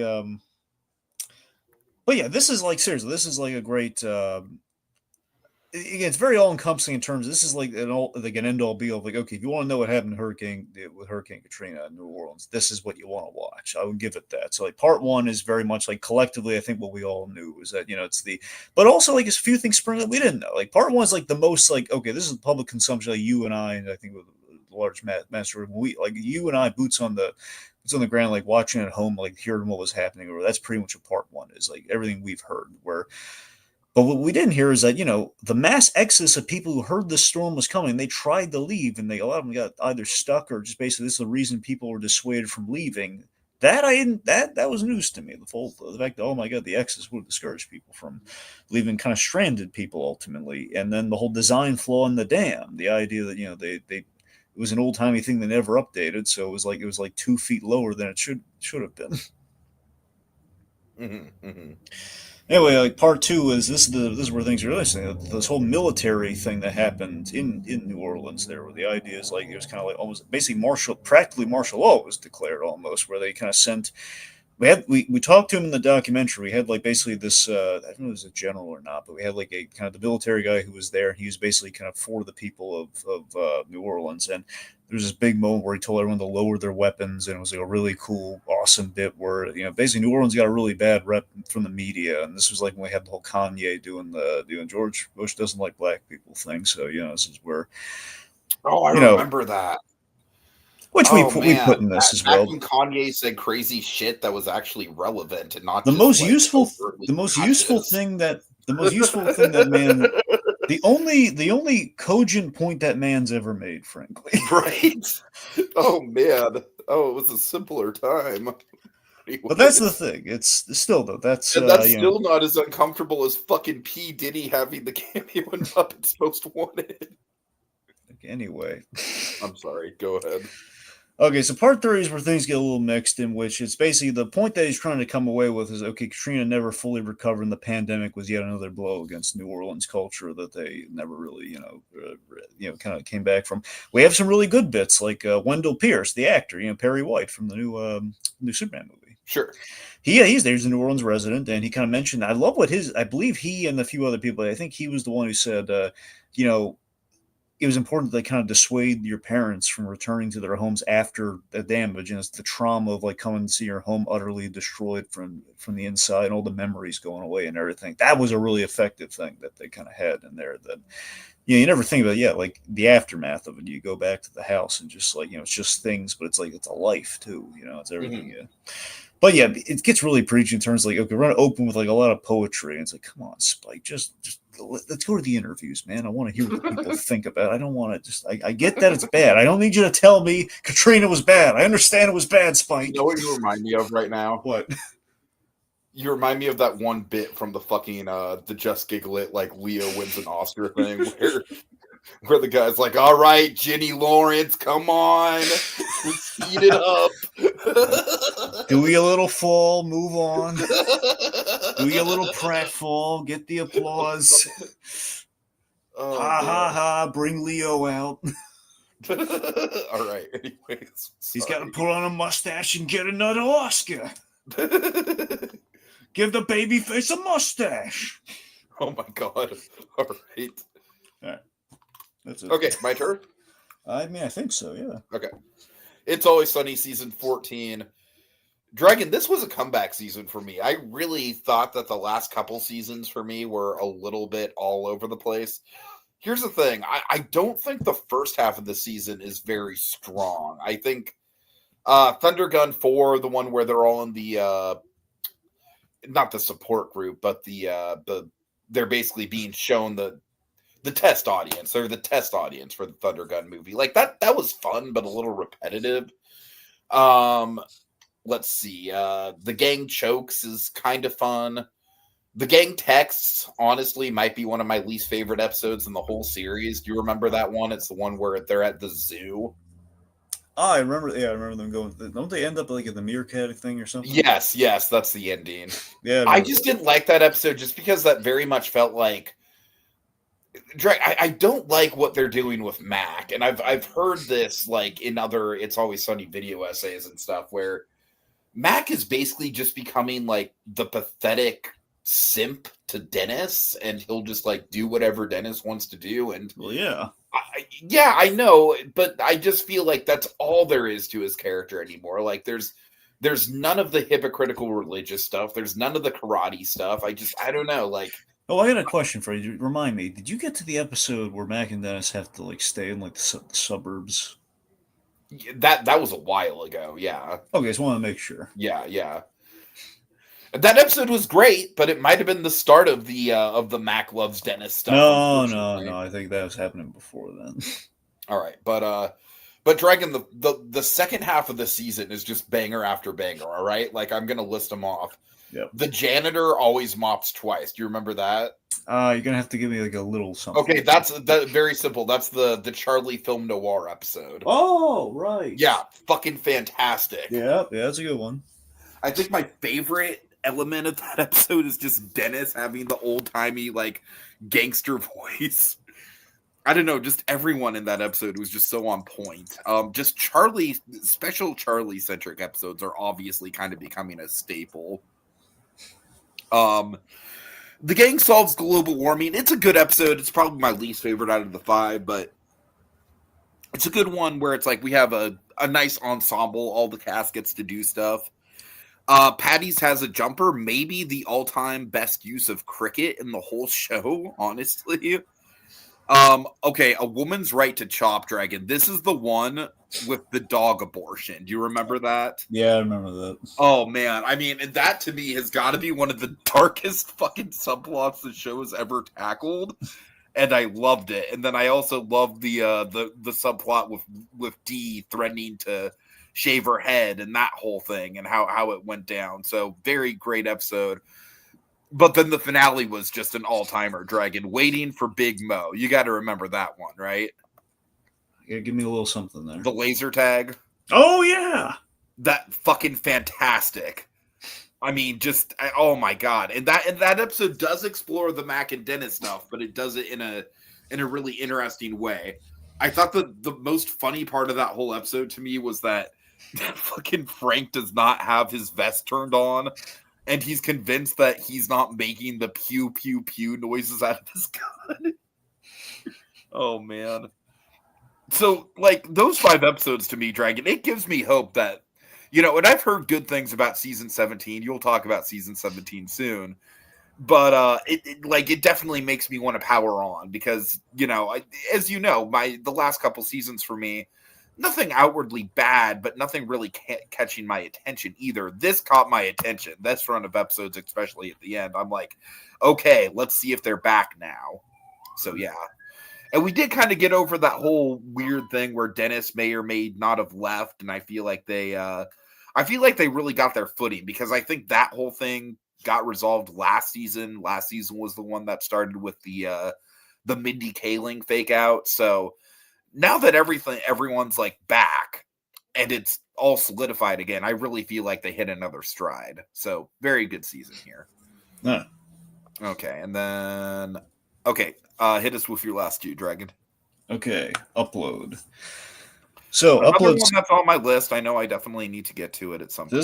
This is Upload season 4. It's the ending. No, honestly, the show really lucked out because I'm convinced what happened was they ended season 3 on a cliffhanger, and it was a big gamble in which they were given a conclusion. It's 4 episodes versus like the full 8 or so episodes they had done with the others. I forget they did 8, or I think they did 8 beforehand. So I think they kind of got the episodes cut in half. But it was better than having no resolution. I will tell you that. Tiki, they did not take it lightly. They nailed the ending, man. 4 episodes. They used all their real estate. They because of course Upload again. I can't recommend it. I think Greg Daniels is I forget if it was Greg Daniels and Mike Shore, if it was just Greg Daniels, but yeah, he. You're talking about a Greg Daniels thing, and I'm going to be talking about a Mike Judge thing pretty quickly. Yeah, it's like poetry. No, it's really not. Go ahead. I'm sorry. Okay, anyway, so this is so of course Upload's always the general premise of Upload again is like basically if you found out you were dying, instead of just making funeral arrangements, you could in theory upload you could upload your consciousness, your brain into a computer, which basically is like a retirement community of sorts, which is just a really insanely cool idea, and I love it. That basically as the seasons went on, there's a bit of a conspiracy.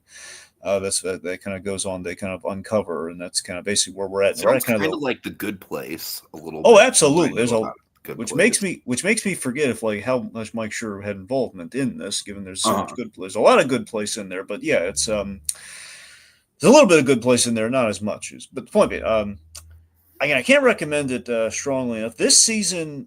This is the big season that tackles AI in a really clever, smart way, by the way. They really like it. It's very appropriate and very gutsy that they're doing this on Amazon, by the way. It's an Amazon show, so they're calling out the AI thing and big business and big tech conglomerates throughout this show, but especially season 4. Like really, it's like literally this is the season where it's all about the dangers of AI in 4 episodes.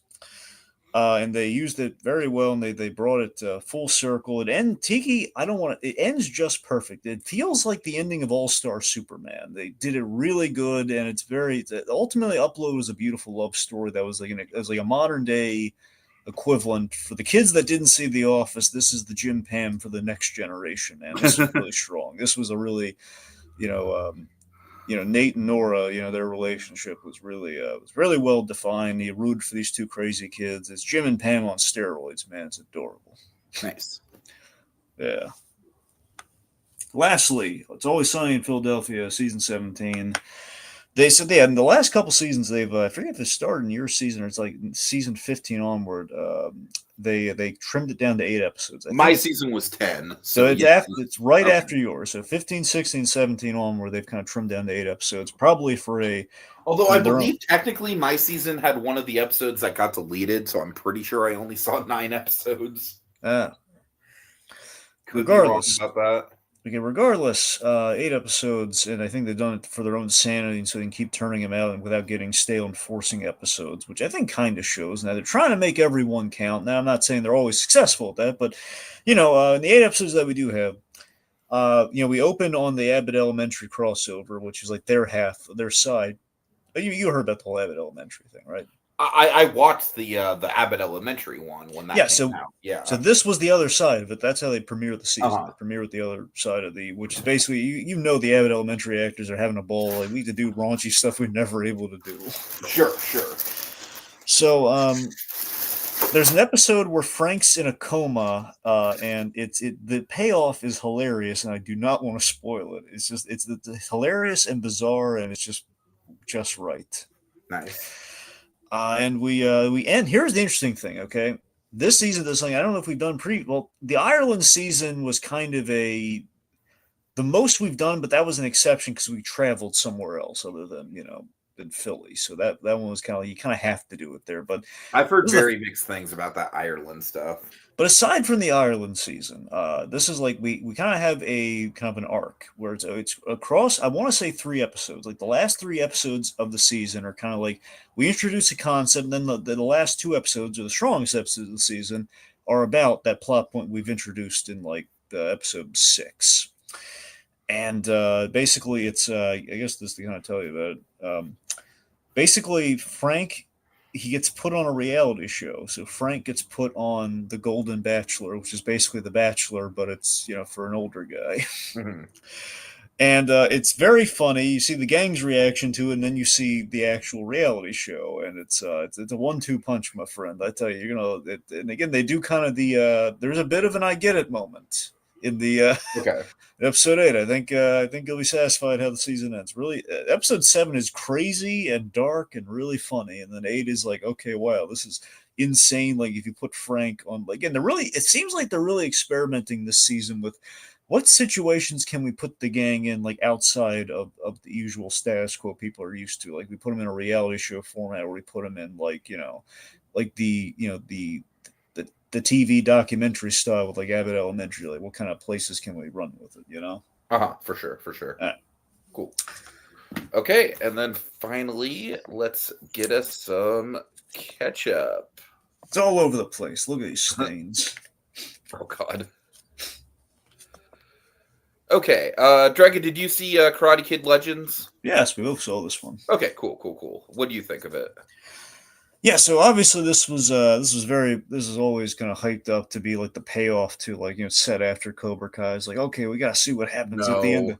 No, not. I mean, you're not wrong. It was set up to be that, but it's not that. That's what I'm getting at. Is that it was very hyped up with that. The big deal about this movie is that really it's less that. It's more that it's a crossover of like the original Karate Kid kind of franchise by proxy of Cobra Kai to the remake. The Jaden Smith remake, the Karate Kid. So.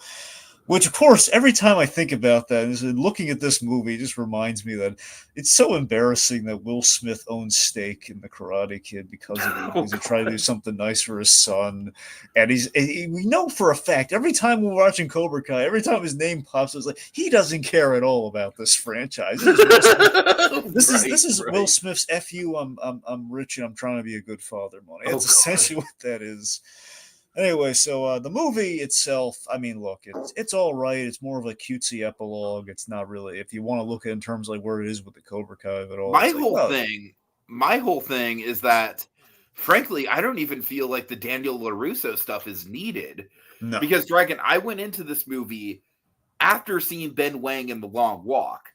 And don't get me wrong, he doesn't get a chance to flex his acting chops as much in this movie, but I still think he's charismatic.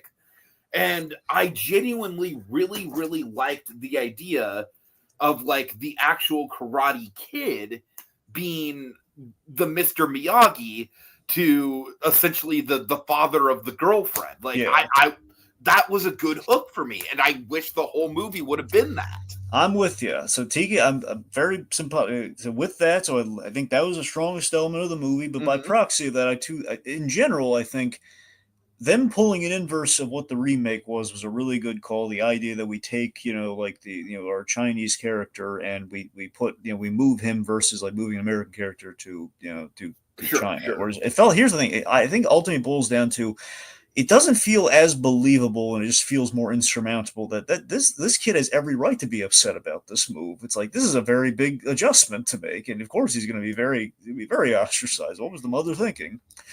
The mother, by and large, is pretty unlikable in this movie. I'm not going to lie. Well, wait, you mean in this movie? Yes. Okay, well, you know who this was, don't you? Oh, remind me. Ming-Na Wen.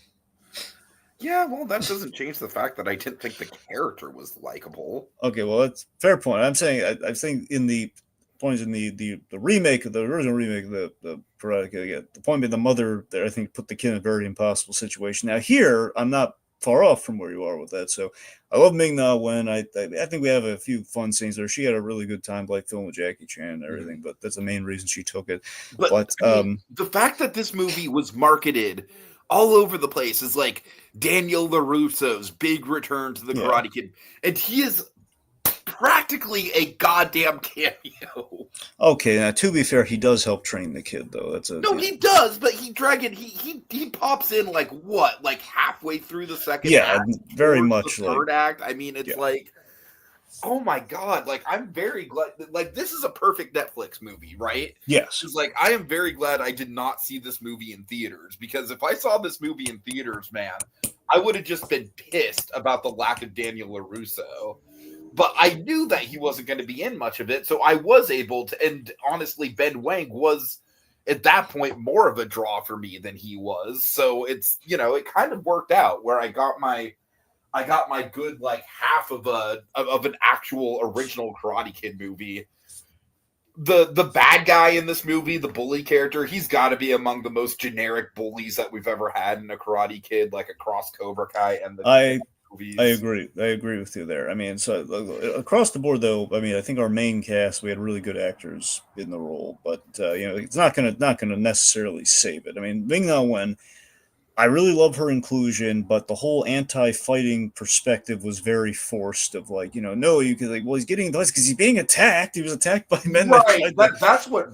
That's what bugged me about her, is that she had no actual logic to it. Yeah. Well, I mean, she was in general, like if she's afraid, like like her son was killed by in a fight, but still, it's like it's not really a good reason. Like, well, yeah, don't you want him to defend himself so he doesn't get killed? It was frustrating. You're right. That was frustrating. Now, well, again, the highlight of the movie, though, okay, aside from the obvious, the Joshua Jackson as Victor and the whole pizza place angle, I love that the stuffed crust thing. I The thought was stuffed cute. crust thing was adorable.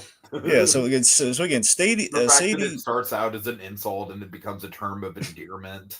Yeah. So Sadie Stanley as the girl in this movie. Of course, she was in the Goldbergs, and she played the live action Kim Possible, which again, not bad casting, but just Not a that was great movie, but not bad casting. Yeah, exactly. I think look, we had a good Kim and Ron for that movie. We had her, and we had Sean Gimbroni, who was a really perfect Ron Stoppable in terms of the casting. Oh, he is a perfect Ron Stoppable. I'll give you that. Yeah, excellent. Anyway, so the point being, like, just the whole pizza place angle and him teaching Victor how to fight was great, which you're right. First Miyagi was just fantastic. The other element, though, of the movie, though, Mr. Han and the whole Miyagi connectivity, like connecting those two through lines with the whole animated opening and everything, and just, him and Daniel LaRusso having to work together, teach Li Fong. I thought that was great. That was like, admittedly, the movie's biggest problem is that it is at war with like the two plot lines, where you have your two plots. And like, it's only an hour and a half, which just makes the two plot lines colliding just all the more awkward. Or you have like this potentially interesting plot line where we're kind of trying to help this the owner of the pizza place deal with his loan shark debt in a boxing match, which then we just completely drop when like they cheat during the fight, which is really dumb. That was like the moment where the movie really. That's the movie, honestly, where the movie kind of started the nosedive in terms of like, okay, well, there's the credibility that's gone now, and then we kind of bridge very sloppily into a tournament because the boys, the bully boys, are vaguely jealous. Yeah, and I hate the fact that we set up the fact that the bully boy is like a tournament champion, like right at the start. Like, okay, we know where this is going to end. Yeah.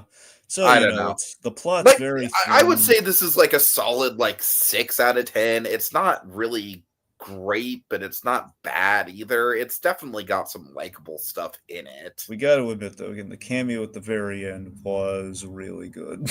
Yeah, it was fun. Yeah. So as I say, the movie has good. I'm also, you know what, man? It just puts a smile on your face when you see Jackie Chan again. I don't know. It just kind of does. No, I'll give you that. He's just still. My favorite detail, by the way, in the whole movie. I love that Li Fong's fighting style is very Jackie Chan influenced. He's doing like the defensive and like kind of the avoidance martial arts. I love that. Mm-hmm. Okay, so let me tell you about Lilo and Stitch. You've seen this movie as well. I did. Remember, I had to see it for the Uh debate huh. specifically. Yeah, for the debate. So so look, I was rooting for Dean Fletcher Camp because I loved Marcel, the show she was on. I felt he was a very grounded take. If you're gonna do live action Lilo and Stitch and have it be You're emotional, and do acting all like the. these directors of the live action remakes have any artistic like flexibility at all. I was getting there, but Okay, yes. sorry. And so I was rooting for Dean Fletcher Camp. I mean, I want to be. A part of me wants to say, he doesn't deserve all the hate just because he took like a great job offer. Doesn't mean he deserves to get. It's like be it any of us in his position would be like, we'd all jump. You could think we'd all maybe initially would jump at the chance, but it's an incredibly hard thing to do what he was tasked with, especially with presumably his hands tied on certain things, either due to budget or due to like the pressure of the own like the idea of like, okay, look, I really don't want to make the same movie again, but how the heck do I measure up and top Lilo and Stitch of all the movies I could possibly try and make better? Right. How do I do this? Like, you can't blame him for being kind of painted into a corner on that, and God knows what studio interference that he's been dealing with otherwise. And that, so I feel really bad for him that he's been they've lambasting him like in the reviews and everything. And it's not that I can't say it's unwarranted, but I think maybe they're leaning in heavy on certain things than other things they probably should have. Where again, look, the biggest flaw of the movie is they did a hatchet job on Jumba. It is in every Do you way. agree with me that the Jumba and Pleakley stuff very much feels like a decom?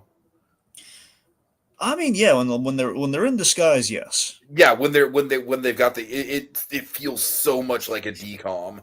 Unequivocally, yes. Uh, But that's the thing. So we failed Jumba in every way possible, except the design. All right, I'll give you that. The design, while a little eerie in live action, that's exactly what he should look like. I mean, that is one thing. One thing this movie does have going for it. I will give it that. The live action designs, by and large, work pretty well. It's not fucking horrifying like it is in something like The Lion King or Beauty and the Beast or God knows what else. Pleakley's a little slimier than I think he should be, but otherwise fine. Everything's great.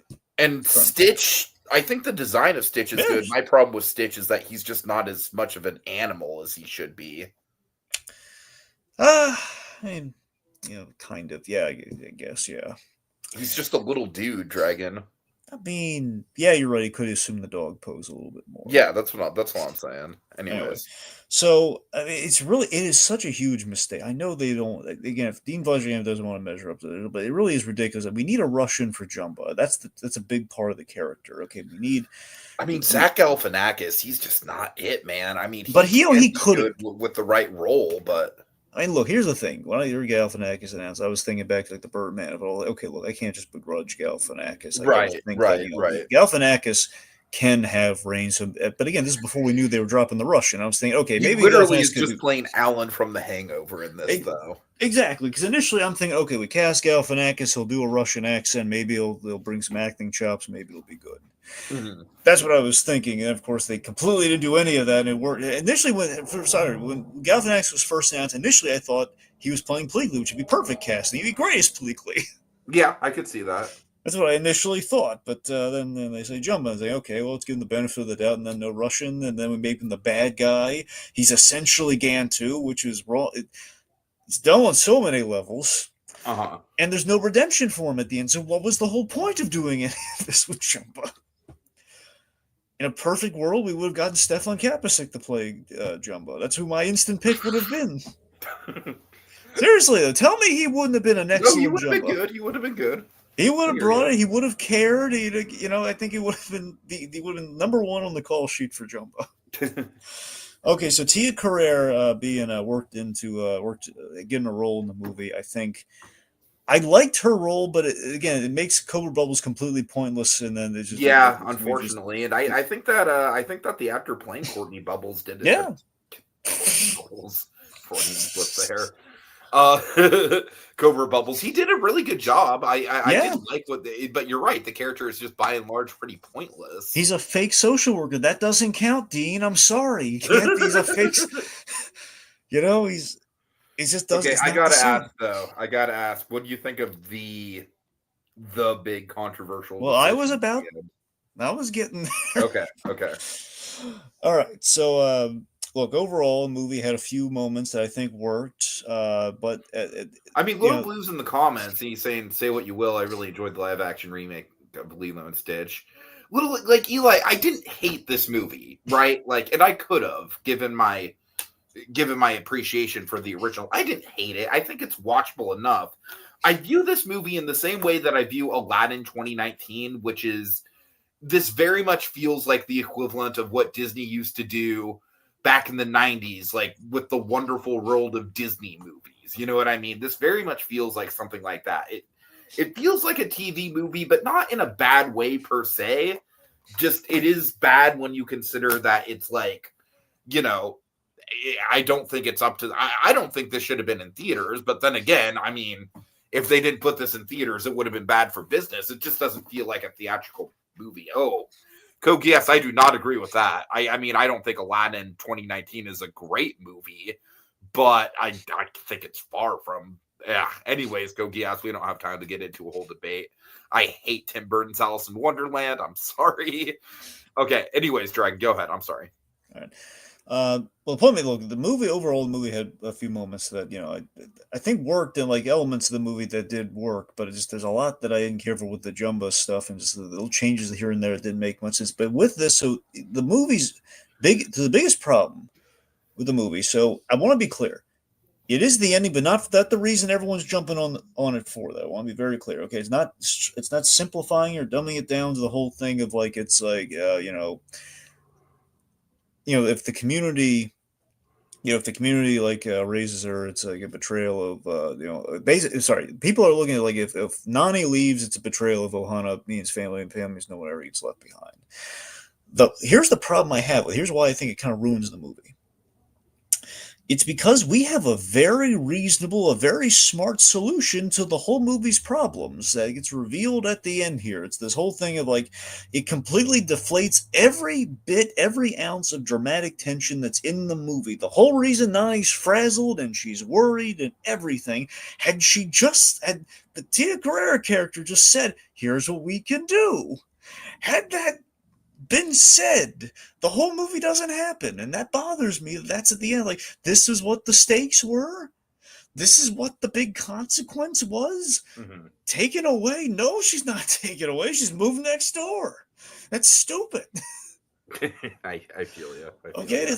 I'm not saying it like the whole exploring like a different facet of Hawaiian culture with the neighborliness. Like, that's great. There's nothing wrong with that. The problem is, in using that, incorporating that, it ruins like the whole state. There are no stakes to this movie at all the whole time. Like, everything was gonna be fine the whole time. That's what you're saying with that ending. Makes the whole movie completely pointless, which ultimately I'm sure a lot of people in the critics kind of said ultimately, like, why remake it? It's perfect in the first place. So, Mm-hmm. Okay. I feel you. All right. Anyways, okay, sorry, baby. I actually saw this last month. I just forgot to put it on my list, so we'll talk about it here. This is Ava Victor. She wrote, directed, starred in, and I also believe edited, if I'm not mistaken, this movie. And it's the debut in all those counts. And by being a debut, I think it is super impressive because this movie, it very much knows what it is and what it's trying to be and what it's trying to say. So essentially, this movie is a take on the aftermath of someone who has gone through an encounter with sexual abuse. But it's a very therapy. Like, you hear that and you're saying like, oh my God, this is just going to be fucking like pure misery for 2 hours. And it's not that. It's really not. I will say that it does. The interesting thing about this movie is that it chops it up into 5 years of the character's life, including years before and after the actual incident.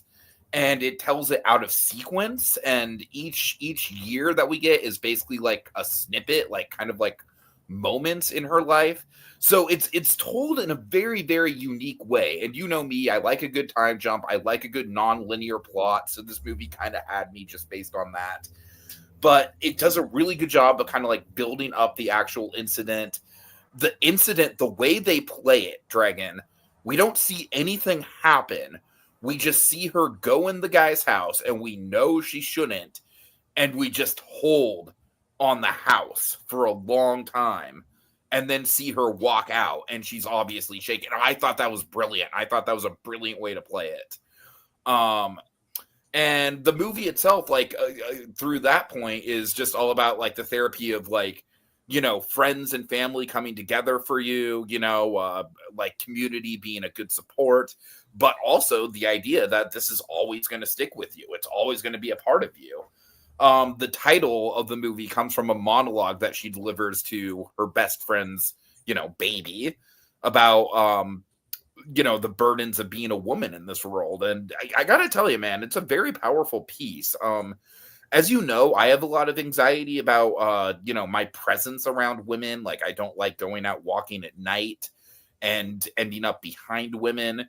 But I gotta tell you, this episode, like, I've always just kind of had that, or this movie, I've always kind of had that mentality just based on cultural norms. But I got to tell you, this movie does a great job of really getting in the headspace with it and really making you understand and empathize with why that is the case. And I liked it a lot. And like I said, just being the debut, not just acting wise, but directing and writing wise from Ava Victor, just hell of a debut from her. Absolutely. So I really don't think this is your type of movie, Dragon, unless the non-linear thing appeals to you, but I liked it a lot. I thought it was a nice little surprise, and it deals with a very heavy subject matter in a very mature and thoughtful and gentle way. Okay. All right. All right, let me tell you about Thank You Very Much. Is this an Elvis movie? No. Thank you very much. That's what I got out of that title. Sorry. All right, tell me about it. It's an Andy Kaufman documentary. Oh, okay. That makes sense. That's more his catchphrase than it is Elvis's. Well, remember, Andy Kaufman did essentially get Thank You Very Much. The whole first time he did that bit, it was the Elvis payoff. So it is essentially it's in reference to Elvis. Yeah.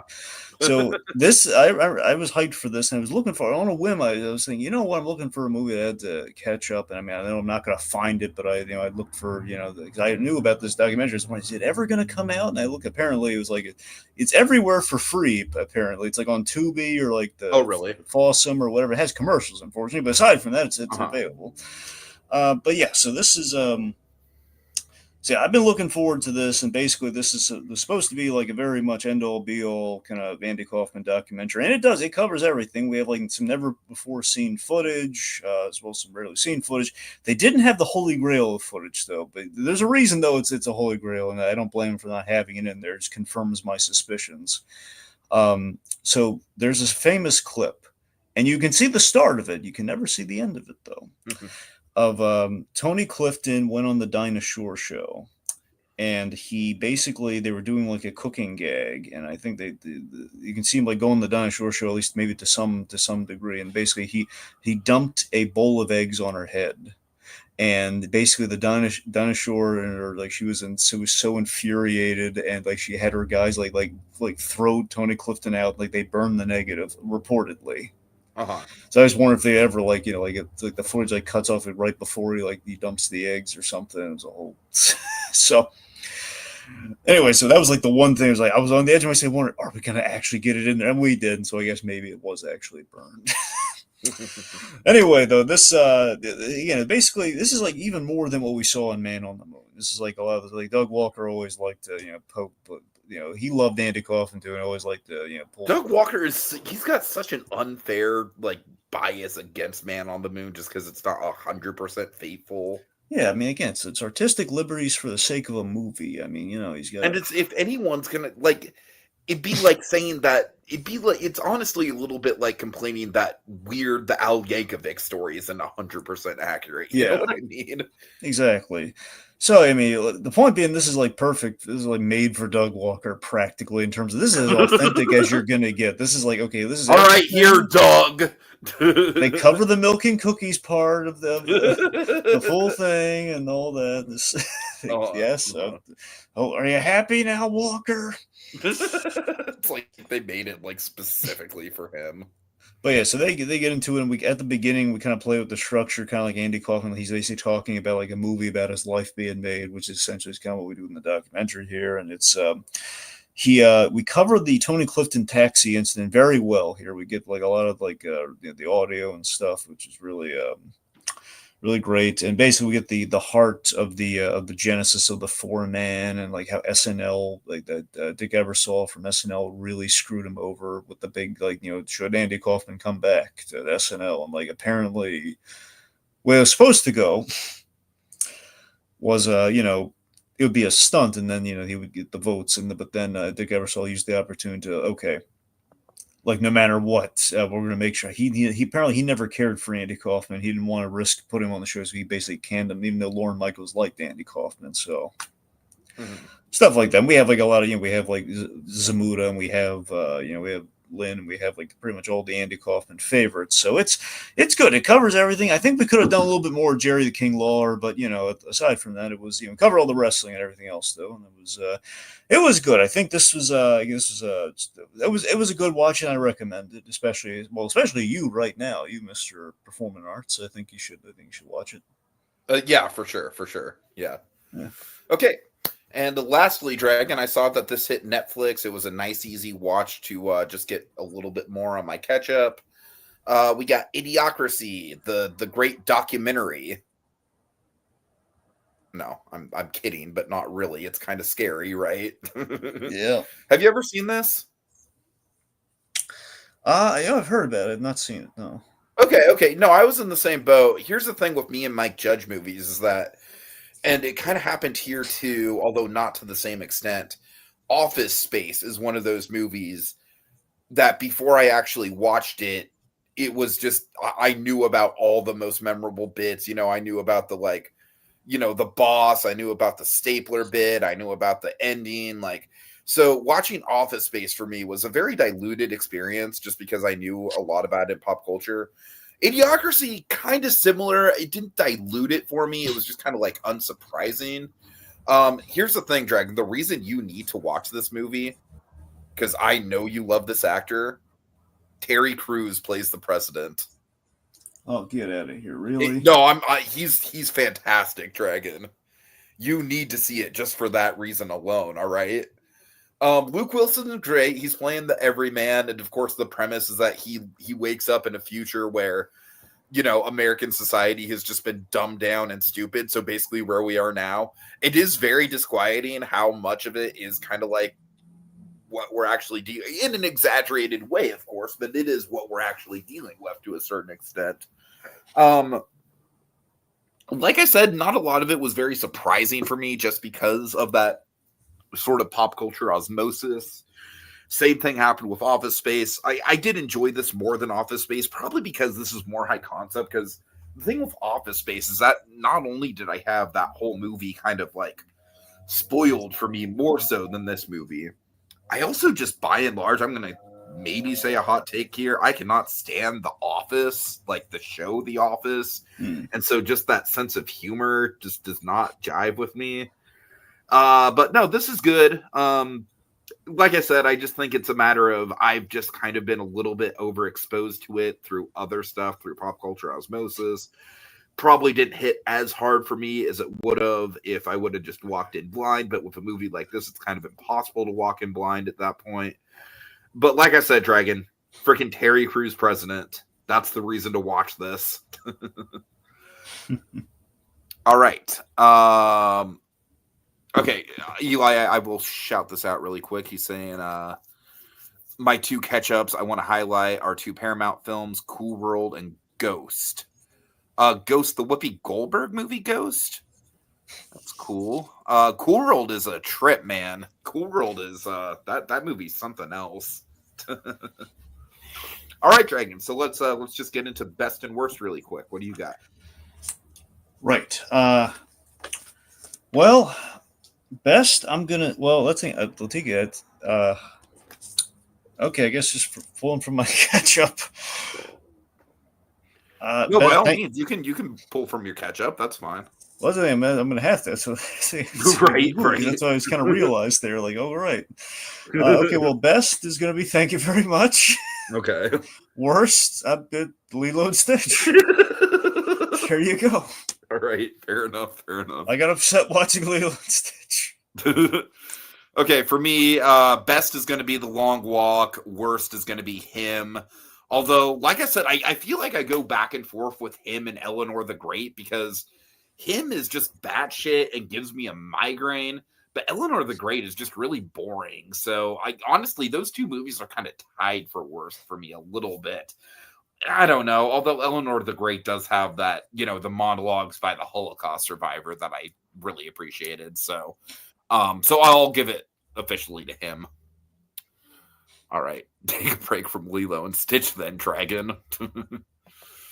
Okay. Well, folks, also just really quick, big thanks to Eli from Little Blue Productions, Kogias, and Claude Covers for joining us in the chat, as well as Peregrine, although I am kind of disappointed that he never got to give his eulogy of Jane Goodall, because I know it really affected him. But, oh well, that's all right. Okay. Well, folks, we've waxed on long enough, and now it's time to put the pen down. Until next time, when we return for another fitting chapter in our Movie Memoirs. You got sack, boys!